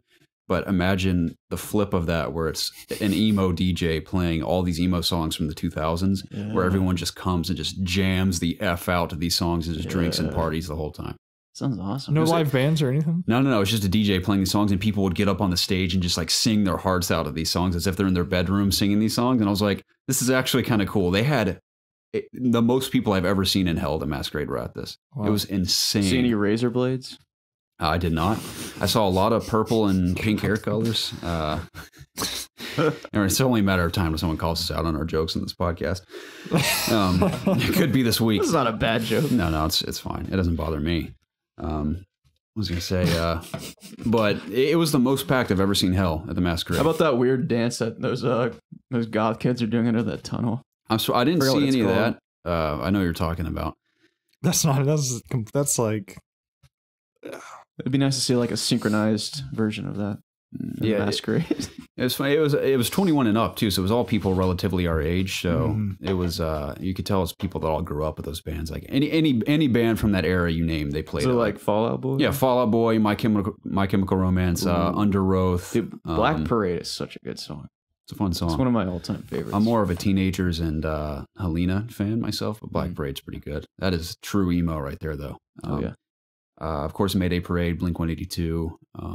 I mean, literally all of those bands, they played all of them for like 4 hours straight. And I sat there and just a big party. I got a lot of work done. I edited like 2 videos while they were doing that. So what did you have to do for it? I literally got paid to go in there and turn up the volume on their DJ track, and that was it. Easiest night of work I've ever had. Wow, nice. So it was great. But really cool idea. And they do it. It's a national thing. It isn't just like a masquerade thing. These same DJs work for a company that puts on these events in different cities throughout the United States, and that hundreds of people come to it every time. So I was very taken aback by that. It was a unique idea. Anyway, Summers, anything else? Okay. Thank you for your question. Yeah, Beatsum, I hope your internship went well, my friend. Glad to hear you had a pretty solid summer, and we look forward to hanging with you on streams as well. If you haven't already been there, I feel like I've seen you on stream before. Maybe I have. Regardless, appreciate the support. Gray is the big finale here today. Gray says, so I was taking a shite at work watching a speedrun of the first Spyro. Oh, what? To paint a picture, I like to release my bowels in complete darkness at work, and I work at a prestigious law firm and have a private bathroom. I told my assistant I had to run out before I did use my bathroom. My assistant walked in on me destroying the bathroom toilet with an ancient and powerful force, and she didn't just walk in and see me and walk out. She walked in and closed the door behind her without seeing me. Then she screamed because I said, "Can I help you?" and ran out of the bathroom. Reminds me of that Gavin McInnes story when he was working at Fox News and the lady came in and saw his salad diarrhea in the toilet and his pants were down. Moments later, I had to walk out and look her in the eyes and say, well, that was weird. That's incredible. So the question is, what's your most embarrassing experience that happened to you fellas while at work? What work? Why are the lights out? I get this. Listen to this. I did the exact same thing when I was working. Don't tell me you do this too. No. When I was on staff at that church, I would have coffee on the way there. It was a long commute. And by the time I got there, I had to dump my brains out. I would always go to the private bathroom, and I either could turn the lights off or have a very low light setting. So I'd turn the lights down low, crap my brains out, and like watch YouTube videos for 30 minutes. I'm thinking of a song that is the best way to start my morning ever. I don't know if I've ever had an embarrassing moment at work. At work. I got to recollect all my work experiences. I don't know about work. I've definitely had embarrassing moments in public and at school, but not so much at work. I don't think embarrassing things happen. Oh, I got one. I told you this recently when I was walking onto the stage with like 8 mics in hand. And I tripped so hard, but somehow managed to stay up. But my face was like parallel to the ground, running like like those anime kids that stick their arms out. That's basically what I looked like, and my legs are so long that I was like an antelope galloping through the grazing fields just across the stage, like all the way across like a lunatic. It would have been more graceful to just take the fall and be like, "I'm all right, dude." But me trying to keep my balance is the funniest thing. Of course, this one guy's like, "You okay, man?" I was like, "Yeah, I look like a fucking alien galloping across the stage." That's my more recent embarrassing moment. So one of the guys that I work with at the place I'm at now, he's an older gentleman, but so we have bags that we put all our meals in, right? Yeah. And that's how they deliver it to customers. So when we pop the bags, like, so that we can just drop the meals in and we can roll the bags up and tie them. Mm-hmm. So, it's like efficient to do it that way. And we put them in this big box. Like, so we organize them. We have bigger bags and we have smaller bags. And so this guy was standing next to this box, and for whatever reason, he just fell in. I think he tripped over the box or something. He fell in the box with the bags in it. Wow. And it was funny. That's my story. What about you, Preston? That's my story. Dude, I don't know. You fell right in, man. Speaking of bathroom stories, it's one of my favorite bathroom stories. I told it forever ago on the podcast. I mean, by the way, these boxes are like huge. Like, so a human body could fit in this box. It wasn't like a little box. I think we're nearing a point where we can retell some stories, because I mean, some of the stories we used to tell back in the day in the podcast, hundreds of people haven't heard before. The story at working at that church, or the truck driver came in, took a crap next to you. Oh, yeah, and had a conversation with me the whole time. Yeah. When we were doing that job. Yeah. Oh, you weren't at that job with me. I was with Ryan. In Alabama. Yeah. Something I'm not okay with. Yeah, that was pretty bizarre. I told you that time I was at a Hawks game or something, and there was a bathroom stall where the door is covered where people's feet would be, so you couldn't really see inside them for some reason. And the door was literally cracked. It was not locked, so I guess the lock was broken or something. So I went to push on and it's like madness, like 100 people in this bathroom. So I'm pushing on this door and something's holding it back, and I thought it was stuck. So I'm like shoving really hard on it. I'm like, what the F? So I finally was like, God! And I kicked it. I literally kicked it with all the force of my leg. It boom, slams open. And when it slams open, I see this guy's arms waving like crazy, trying to get the door back closed, pants around his ankle, horrified that this guy's trying to break in and attack him on like the one toilet. of those bullies trying to burst into a stall. And it hits the wall of the stall so hard that it basically swings back closed on its own. So I just, for a brief moment, see this guy like horror in his eyes trying to close the door, because he was physically trying to hold this lunatic from trying to get into the bathroom. Deck him in the face. Yeah. It's like the same time I did the same thing, like an idiot kicked open the door in Brazil, and this giant Jabba the Hutt hairy man just couldn't reach the door because he was so far from it, just looking at me like, who's this crazy white guy? And I started screaming to him, thank you, in Portuguese, because I couldn't remember how to say sorry, so I'm singing, obrigado, obrigado, like, thank you, thank you, thank you, as I like back out of the bathroom. So I've had a lot of hilarious bathroom stories. I haven't had any funny bathroom stories. The funniest thing to me is when someone's trying to take like a silent dump when they know people are coming in and out of the bathroom. And there's nothing worse at school when there's one guy taking a dump and I come in there and I'm like, kind of want to get in and out. So I mean, sometimes I'll go into the bathroom and not pee. I'll just pretend like I came in to wash my hands so I can get out of there quicker. Because I'm the kind of guy, if I'm taking a dump in a public space, which is very rare, I don't want people to harass me or be in the bathroom with me. It's funny when you can tell like they have no choice but try to squeeze one out a bit. And they think it's going to be silent. Just out of nowhere, it's like, like a massive fart out of nowhere, and it's just that moment of silence where you both know like this is hilarious, but no one says anything. When we went to see The Force Awakens, I had like to drop a massive one. It was like right before it started. Yeah, right before it started. I was like, I knew it was going to be the loudest thing ever, so I was like timing it up with the hand dryers. The hand dryers turning on. Yeah, I would do the same thing. Yeah. I told you, I was at Disney and I had to take a dump in the middle of Hollywood Studios. Yeah. That kid trying to crawl under the stall. Yeah. It was like a million people. Oh, he was slamming on the doors what he was doing.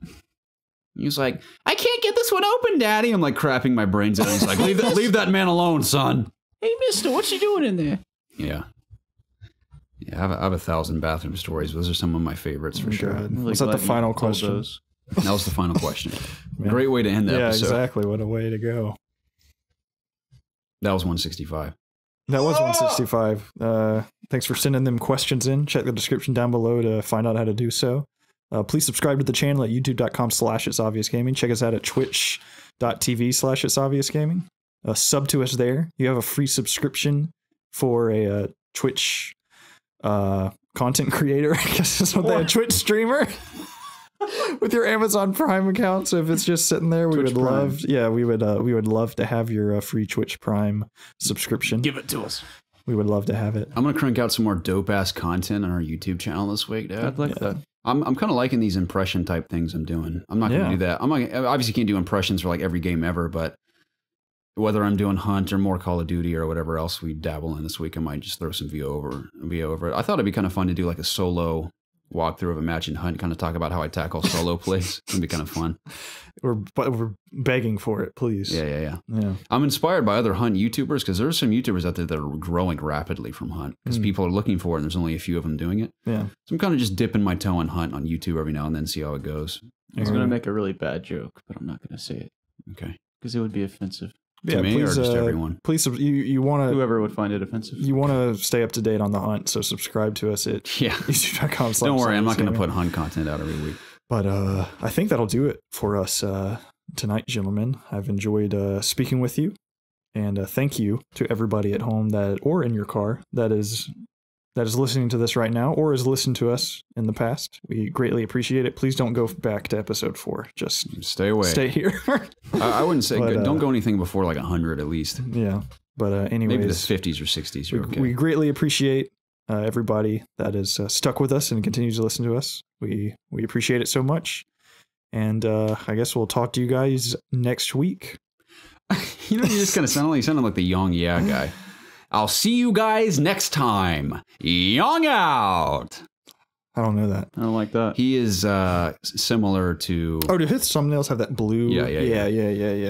I don't like his content a whole lot, but he's always jumping on like. He covers a lot of negative stuff. For the most exactly. Part. So I'm not really into. I ain't about that negativity. I'm not into those types of videos. Kind of like Jim Sterling. A lot of the time is more negative than positive. I'm not really into that, but he does good coverage. I'll give him that. Like whenever I do dabble in his videos, he does a good job of covering it. He sounded like a Young there. Sorry. Well, thanks for giving him a shout out. Yeah. Guys. Yeah, we'll be sending you our invoice for that free promotion. But anyways, we'll see you guys next week. Goodbye. See ya. See you guys.